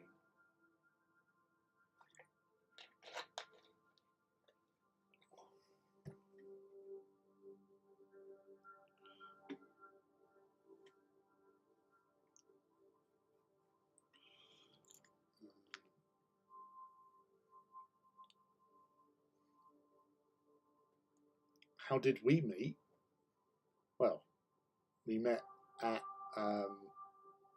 well, no, because obviously I stumbled across you on Twitter, and then ventured into one of your Twitch streams, and then started participating in conversations and stuff, and recognising there was a couple of people, obviously like Chrissy, I knew from Twitter,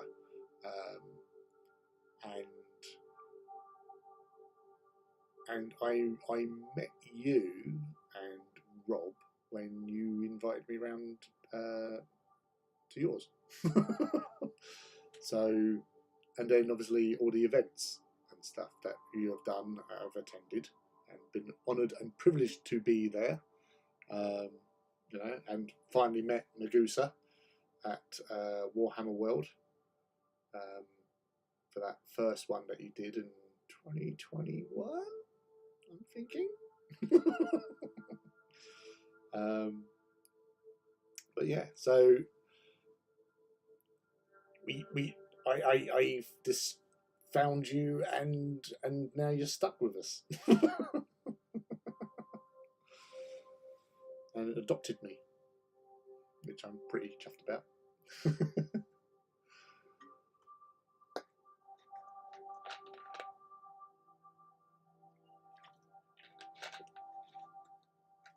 I know, it's weird, and that's the thing. It does happen where you just literally just click with people, and I don't have a tendency to make friends with people that aren't decent people, you know. So you're in there. You know, I just get feelings about people, and obviously people get feelings about me. It's like, you know, talking online is one thing, but actually meeting, hanging out, chatting, that is like the real sealer of the deal, sort of thing. And yeah, it's great. You know, I've got some really good friends from the hobby, and I've met some really awesome people over my years, and everyone that I've, you know, met, sort of thing, is like they're my friends, and they're my friends for life, or until they find someone better. But yeah.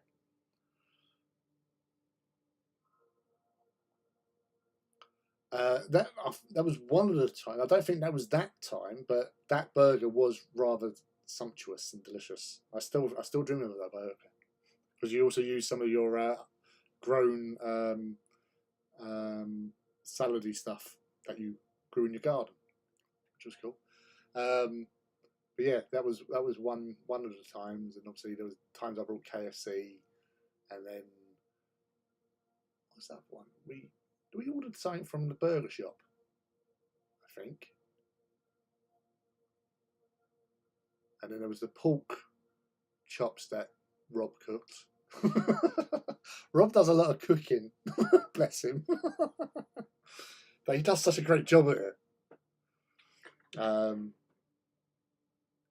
Yeah. Yeah, it's been a few times. Came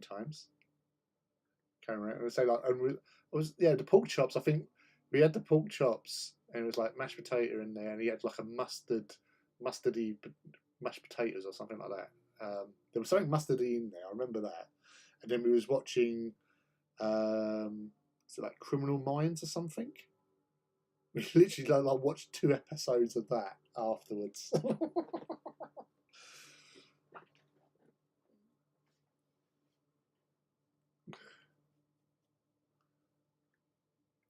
I don't actually know how to. You, really? I am surprised at that you. But then again, I don't really know how to play most of the games I play. I know the basics. Like I don't do all the fancy shenanigans and stuff. I'm really straightforward. But maybe in the future,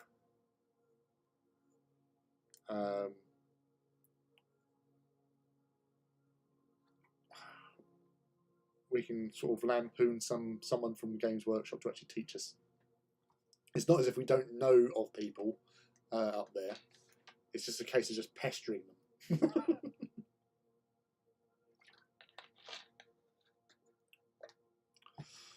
Didn't realise how far behind I was.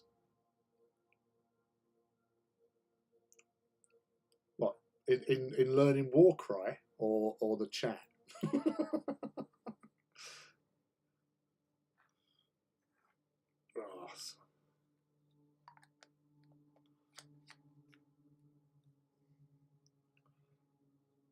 Oh, sorry.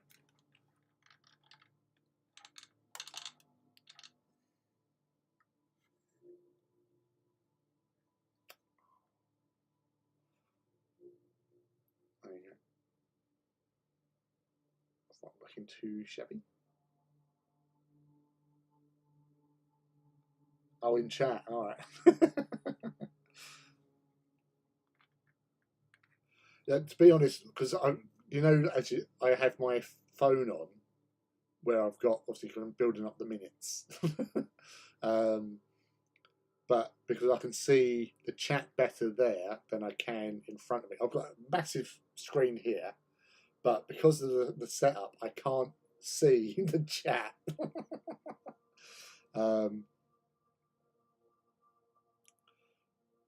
I'm on the phone, so when I was going in and out of the app, it wasn't all. Ah, right, yeah. But I also get that as well. So like when I've come out and gone back in, I'm sitting there going, hold on a sec, I haven't said anything for a while, and then I realise it's paused. So yeah.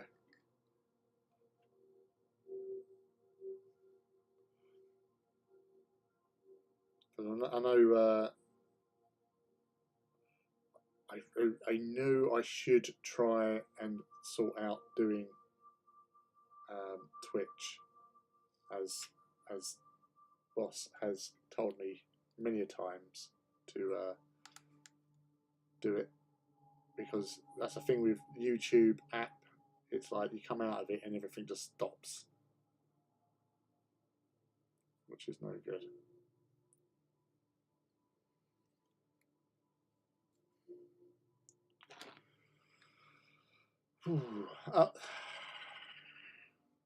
Thinking some stripes. I am thinking stripes. I do like some stripes. Helps break up things. Stream to both. Yeah, I need to figure that out. I have to get started, do a stream on Twitch, get an understanding of that, and then try and tie it all together with the OBS. I'm assuming you have to like link in the Twitch channel to the OBS, like do with the YouTube.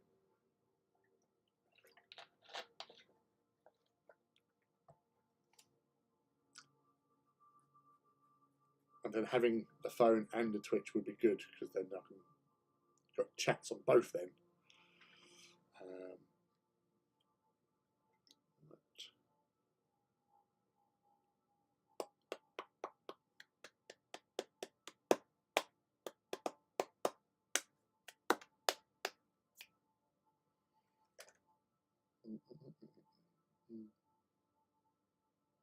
No, I just do it, but you should. I've heard tales. I know it can be done, because when I used to be on with Artist Empire, he used to do it, but he's got like so much like Artist Empire, when he used to do his streams, he's doing that on an iPad. So that's what, you know, all that artwork he does is on an iPad with his little stilo.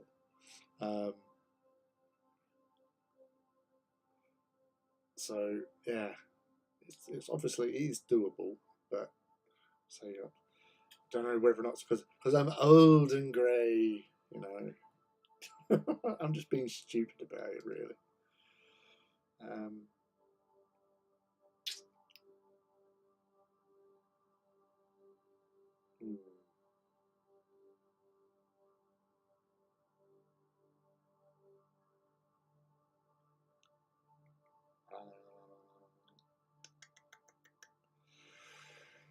No.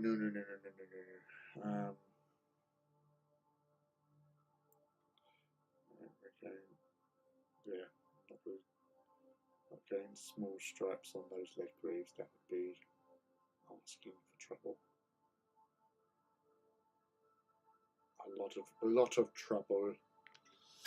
Lots of troubles. Troubles aplenty. Where's the 5mm Tamiya tape? Tamiya tape, come here.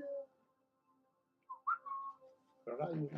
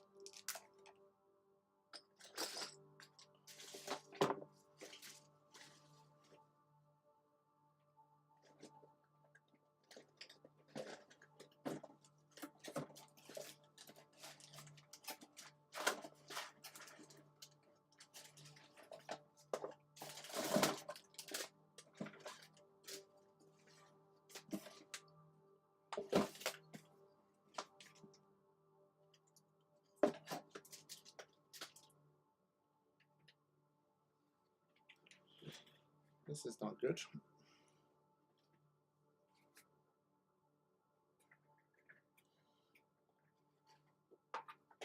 Oh, dropping stuff.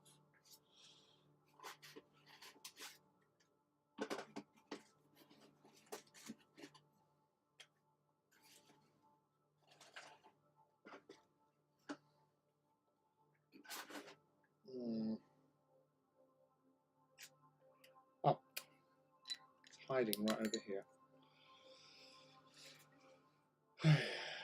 2 warhounds built now. Just paint stripes. No, I'm not just going to just paint stripes. That way lies madness. I can't do that. I have to use the tape.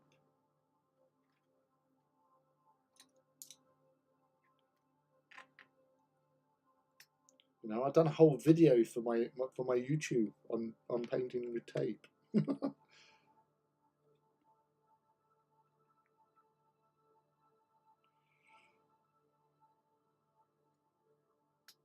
Oh, you bugger. Oh, you double bugger.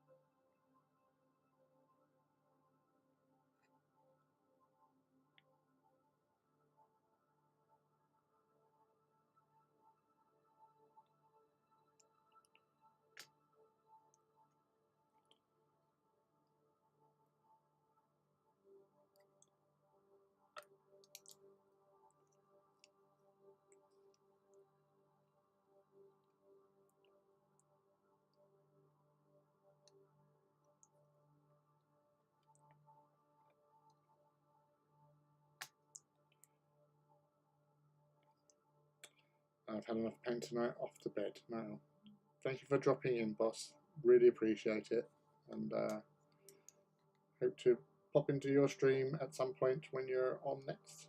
I'm assuming you're going to be on tomorrow, or Thirsty Thursday with Rob.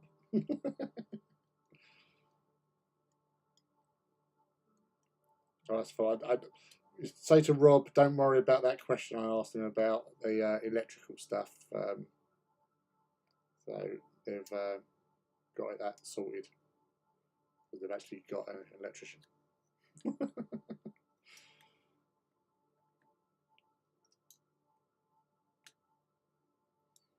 Night night. Love to Robert B and to you.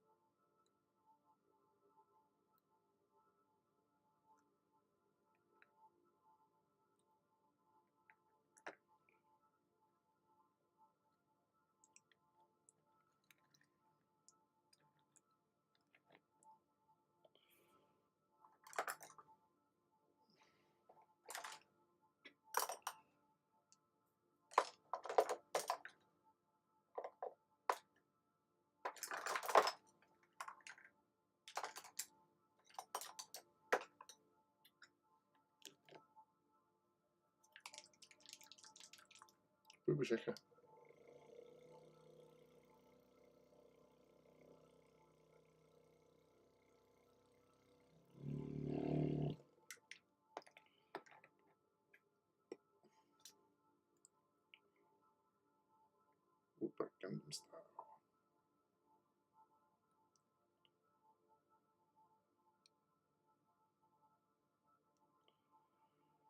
I'm gonna toff 2. Nice talking TTFN. Cheers for dropping in, buddy. And I hope you have good luck with those warhounds. That last pesky warhound of yours.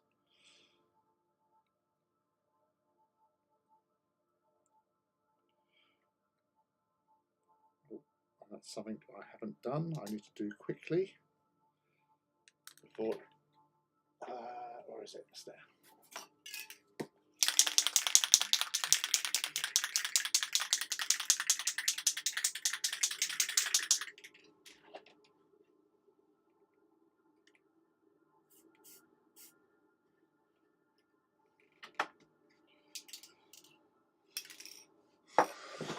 Bit of gloss varnish over the target area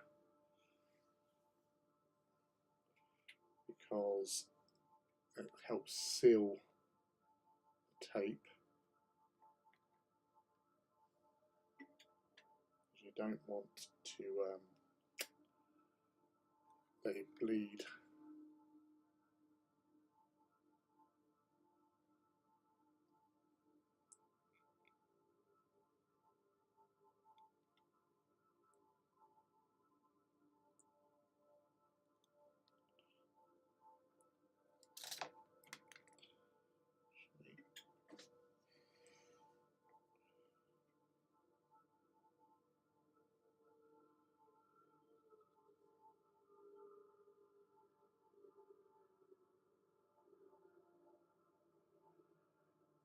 That's doable.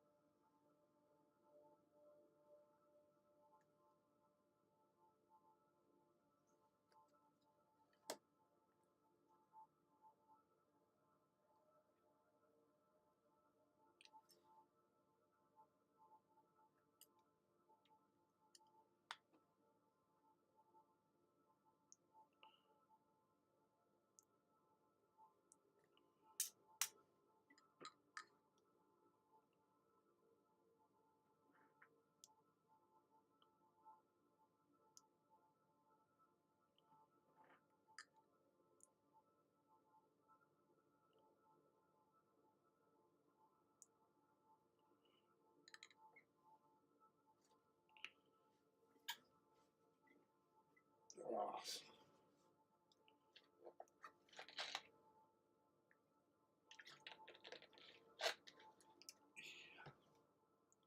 Go.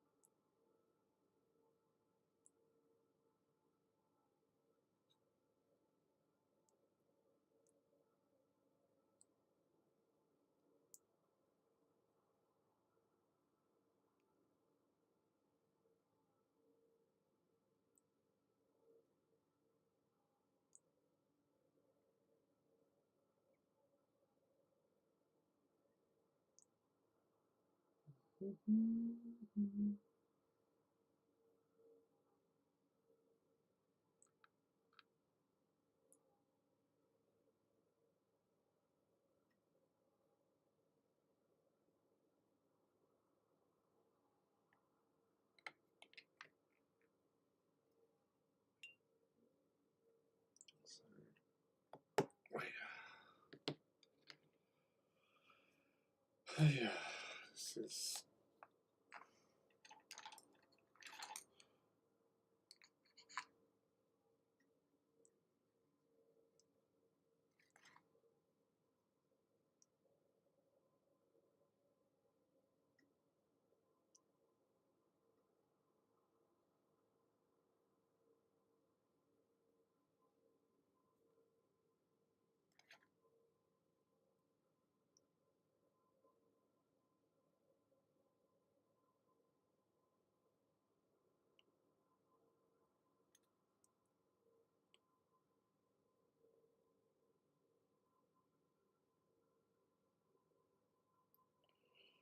Nice.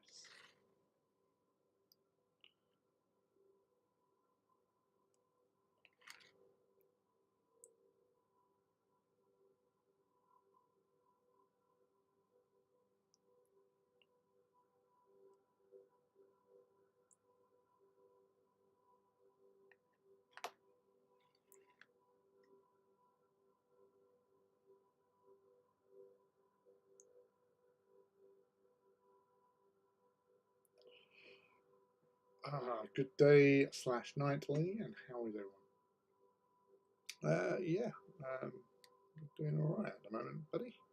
How are you? How's your week been? What are you up to?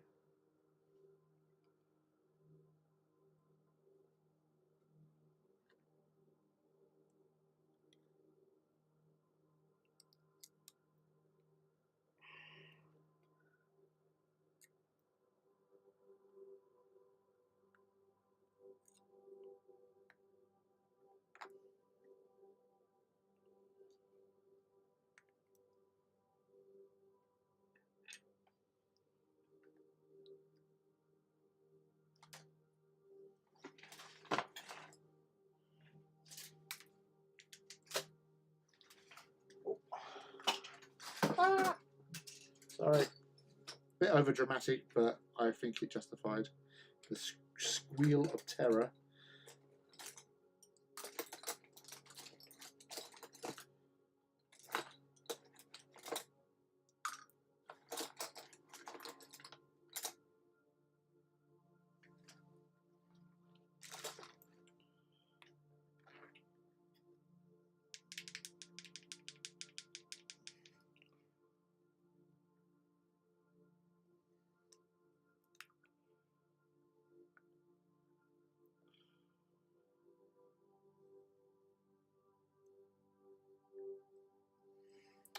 Doing great. My work week is done, and now there's pizza in the oven. That is Oh, that is like victory right there.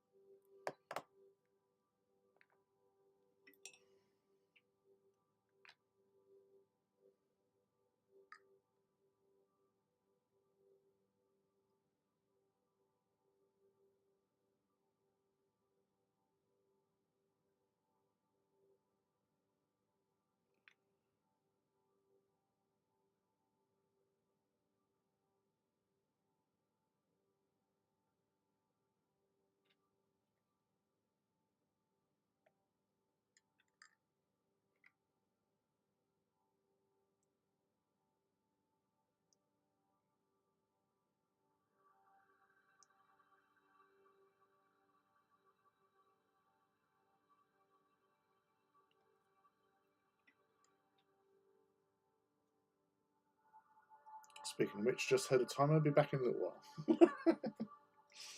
No worries, mate.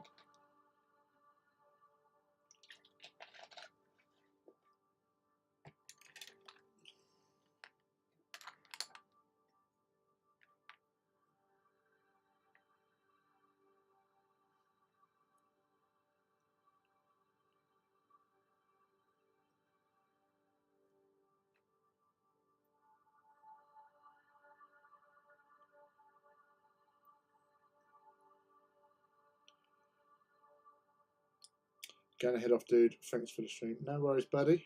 Thanks for the the Magusa tip. I'll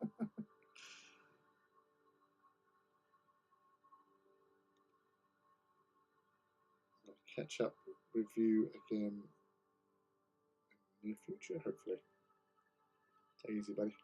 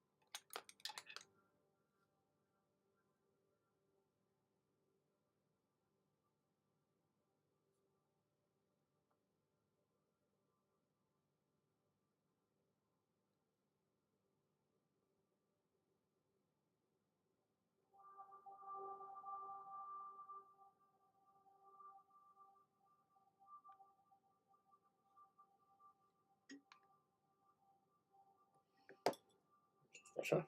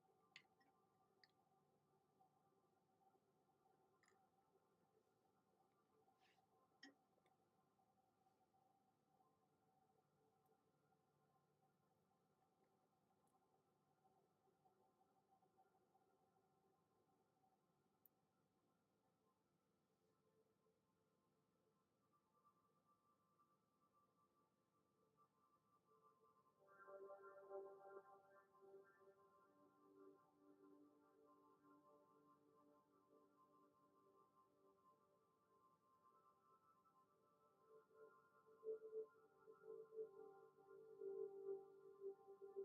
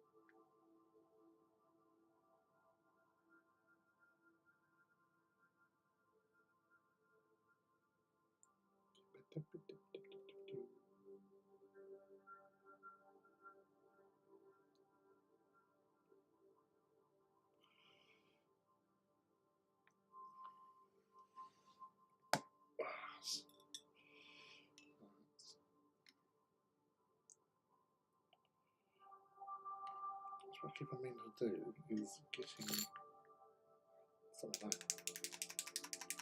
Booba shaker.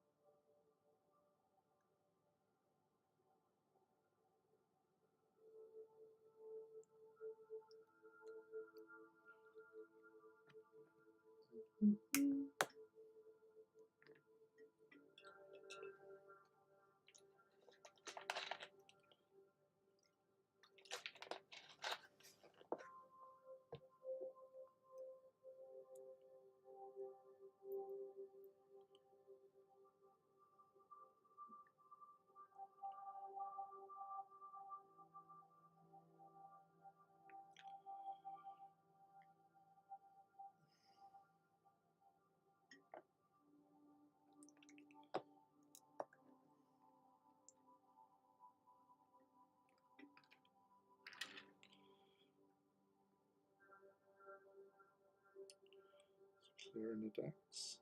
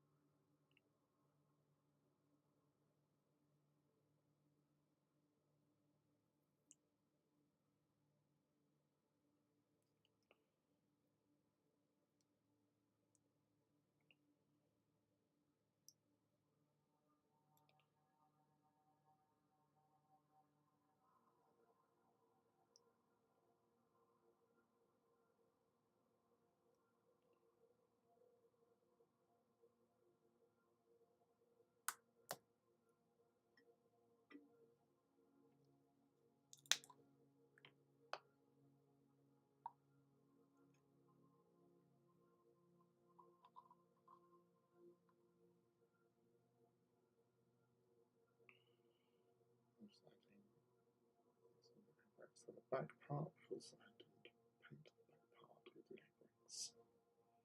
That's where I was holding it.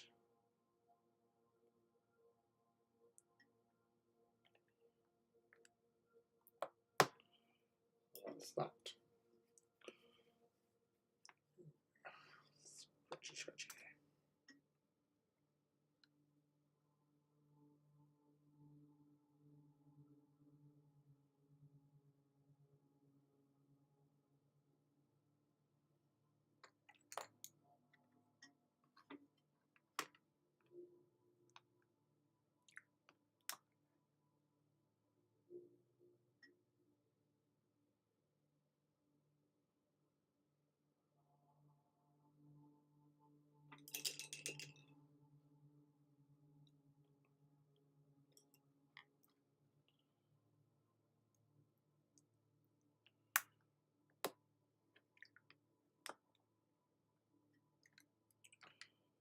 Never use a brush that you've just used micro set with when applying a wash, because it goes a little bit crappy.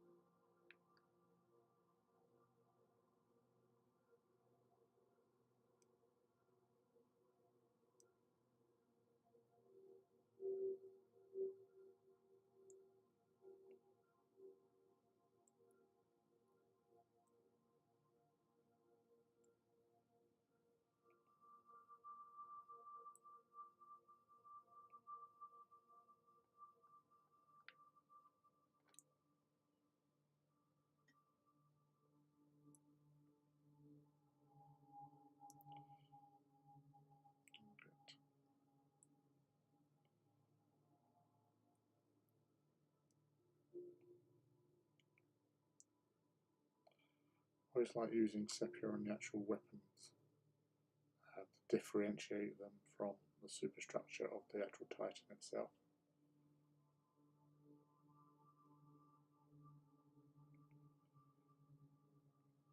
Plus sepia on metals does give them lots of like galvanized heat abuse. I can't think of the word, but yeah, lived in.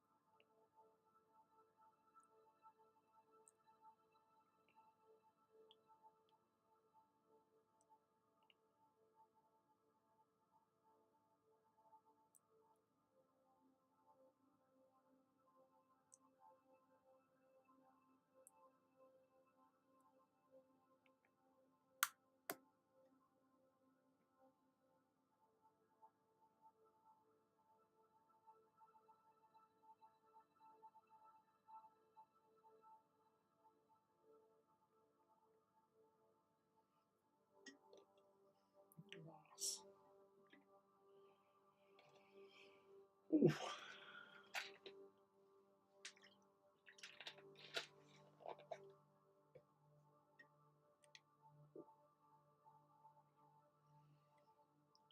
Yes.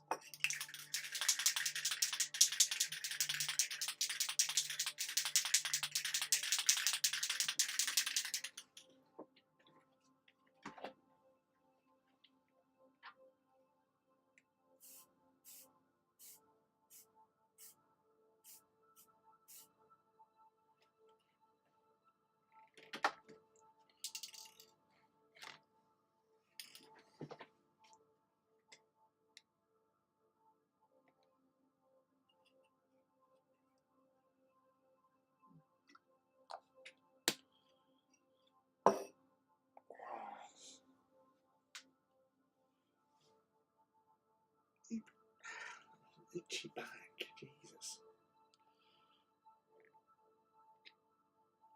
That's not good. What is good nowadays? Nobody knows.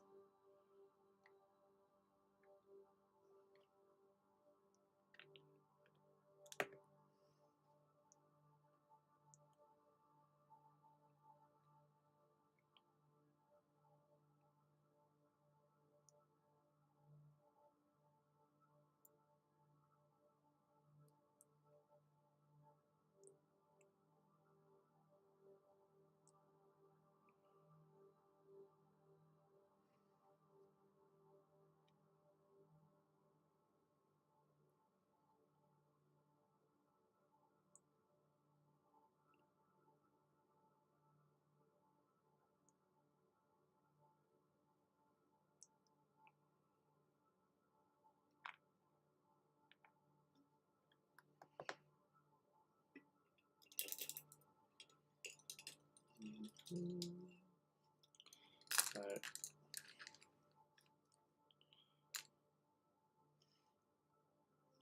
let that dry a bit more first.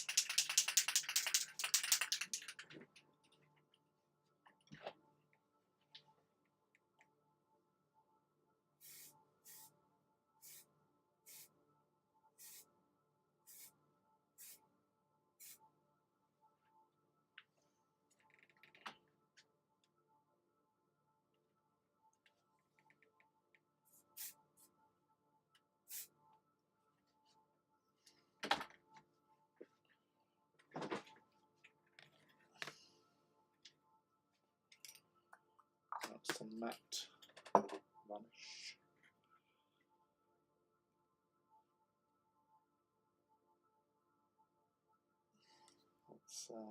let's try.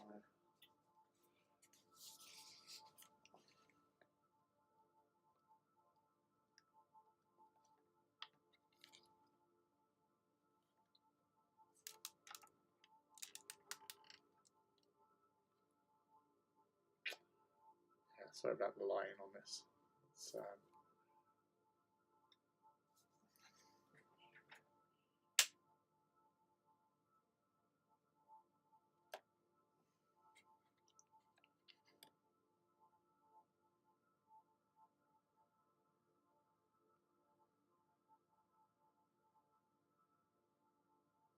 no, it's not.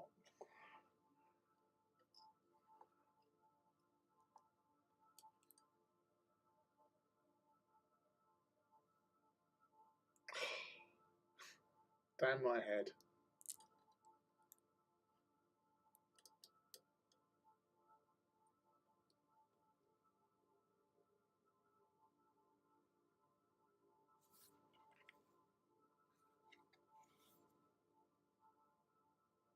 Oh, there you go.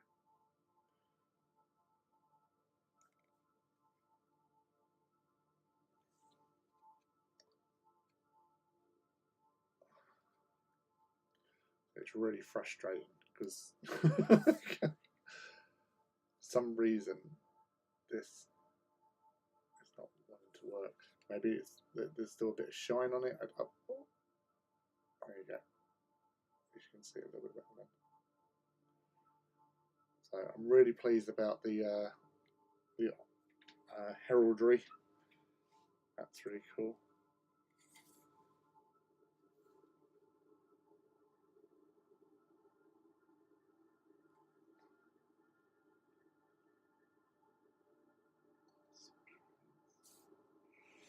Thanks, Henny. How are you? Sneaking in there? So, with that, oh, that tones it down nicely.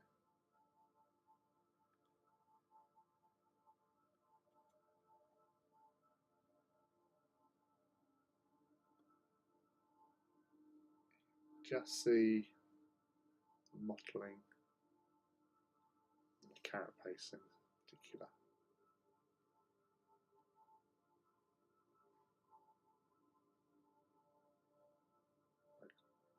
Stripe.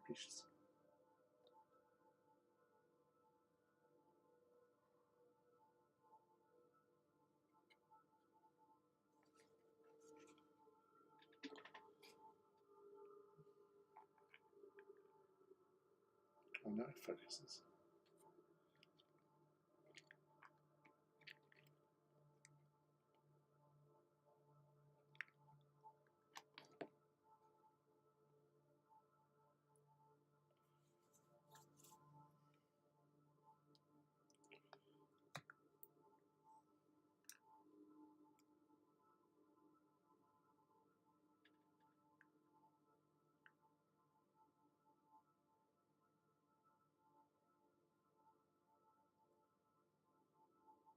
No, I went outside. This is like a cabin at the end of the garden. So I opened the door, nipped outside a couple of feet, and then sprayed.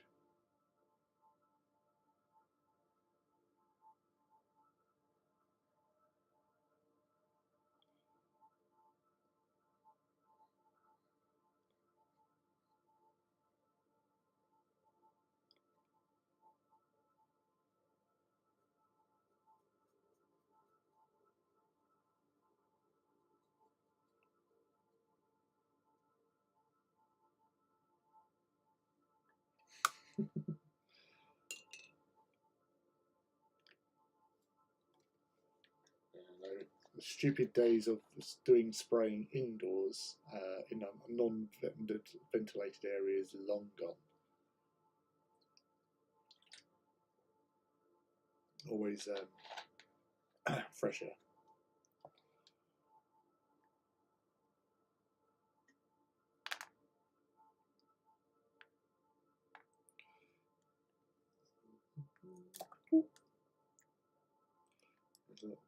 Are you doing anything hobby-wise tonight, Henny?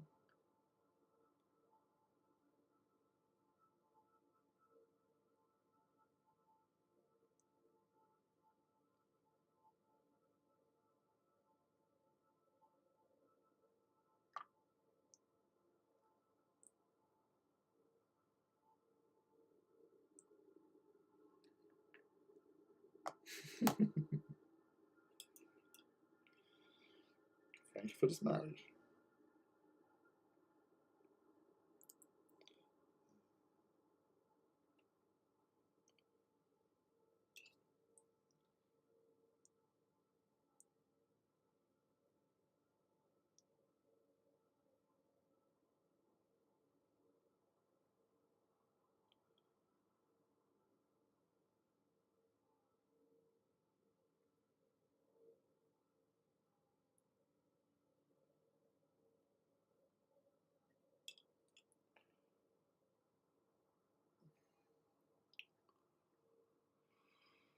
I always have to go upstairs 2 levels, and sometimes it's very annoying.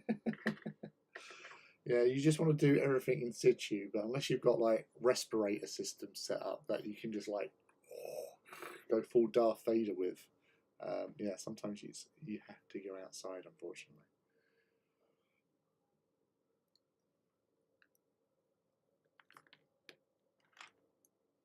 I managed to paint 1 additional body. Damn these Legion Imperials menus, so many details. Yeah, but it's crazy. Like, do you paint yours on the sprue, like, or do you cut like little sprue run like sections off with the dudes still attached? Because I've just been doing them on the sprue, and then obviously certain ones like the assault marines, you have to do a little bit of a touching up a little bit.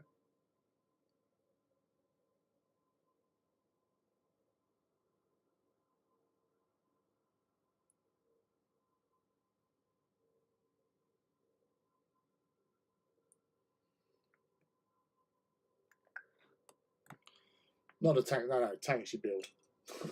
Well, I built them anyway. Pop them all together. Really wish I had a hairdryer in here.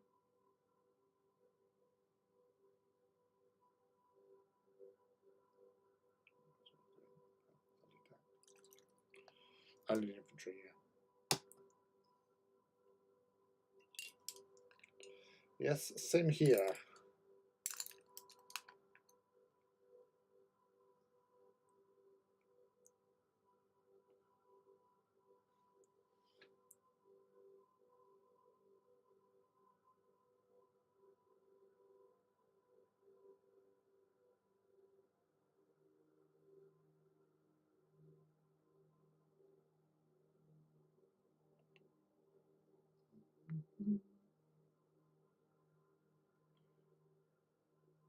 What legion are you doing, Henny? Loyalists, traitors, or traitor loyalists? Loyalist traitors.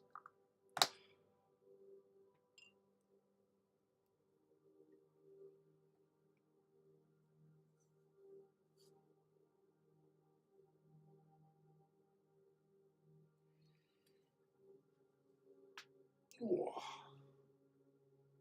Ooh. Lots of clicking going on, which is never a good sign. Fists, good choice.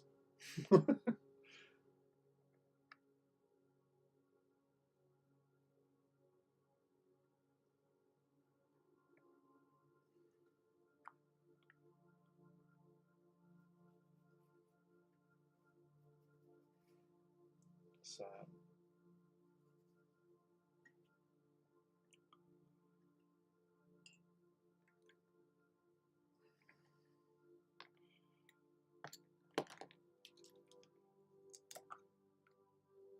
oh, stop that.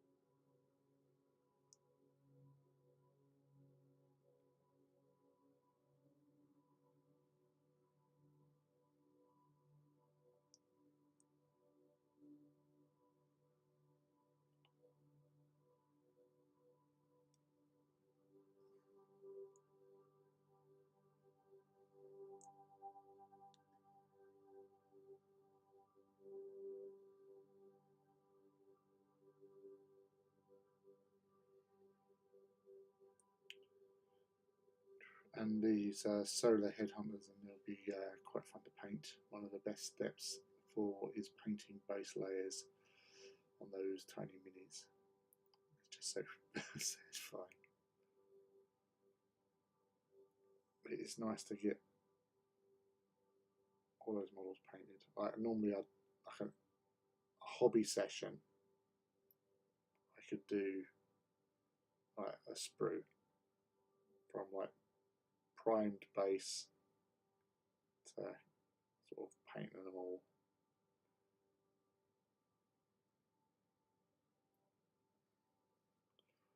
So that's never bad.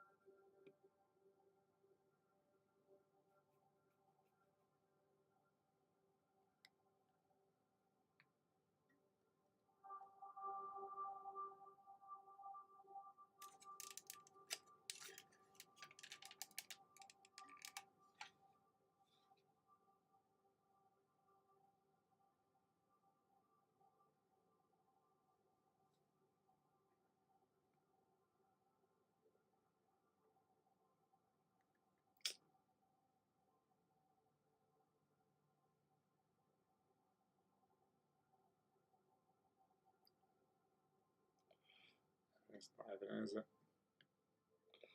So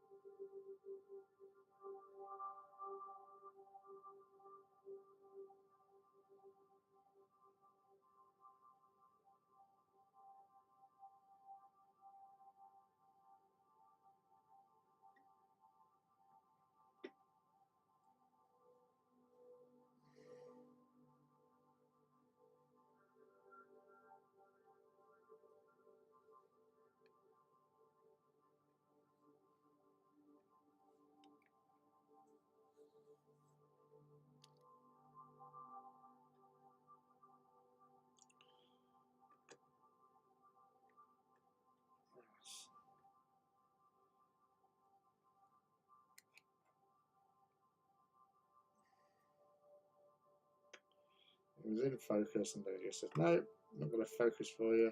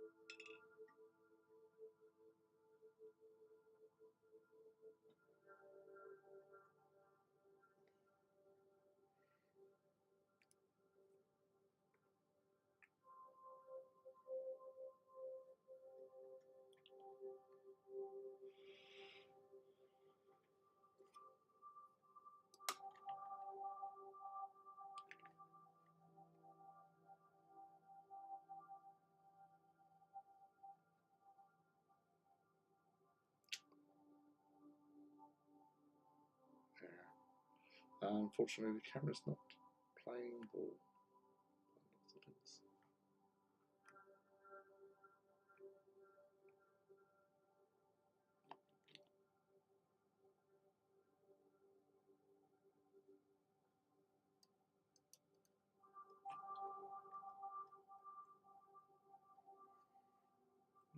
That's all right there.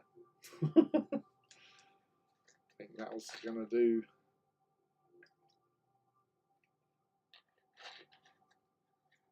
Right. And I think at that, I should be done as well, because I've got early starts tomorrow. And there's not much more I can do with that at the moment, and I can't really see straight. So, yeah, I think that will be what we're going to finish up with for tonight. So we've now got 2 Reavers. Hello.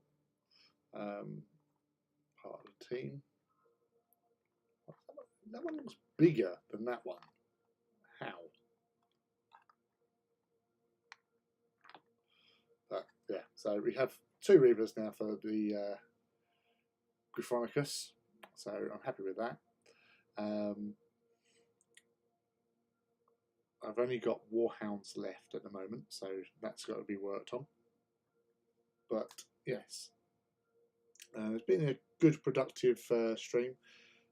tonight. So thank you for everyone who has joined in and hung out with us today.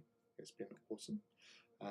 There won't be a stream on Saturday because I'm away at Beachhead. So it'll probably be next week now if I get another one thrown in. But obviously, I will post up in the usual places, so Instagram, Twitter, if I'm about. Otherwise, we'll pretty much say next Wednesday I'll be definitely back on. But yeah, I hope you have a wonderful weekend and hobby goes easy, smooth, and dreamily for you. And yeah, I will be posting up pictures of the new edition over probably tomorrow. But yeah, thank you all. It's been great. It's been fun, and I hope you've had as much fun as I enjoy. I will be taking pictures at Beachhead, mostly of the Titans at Maximum Fire and Titans Owners Club Titan Walk that's going on there. And I will be sharing them as per normal on like Instagram mostly, or my Facebook, Forge of Mars, the Forge of Mars Facebook page. But yeah, thanks again, and everyone have a wonderful evening wherever you may be, and I look forward to seeing you all again soon. So take care and peace. Love and prosper.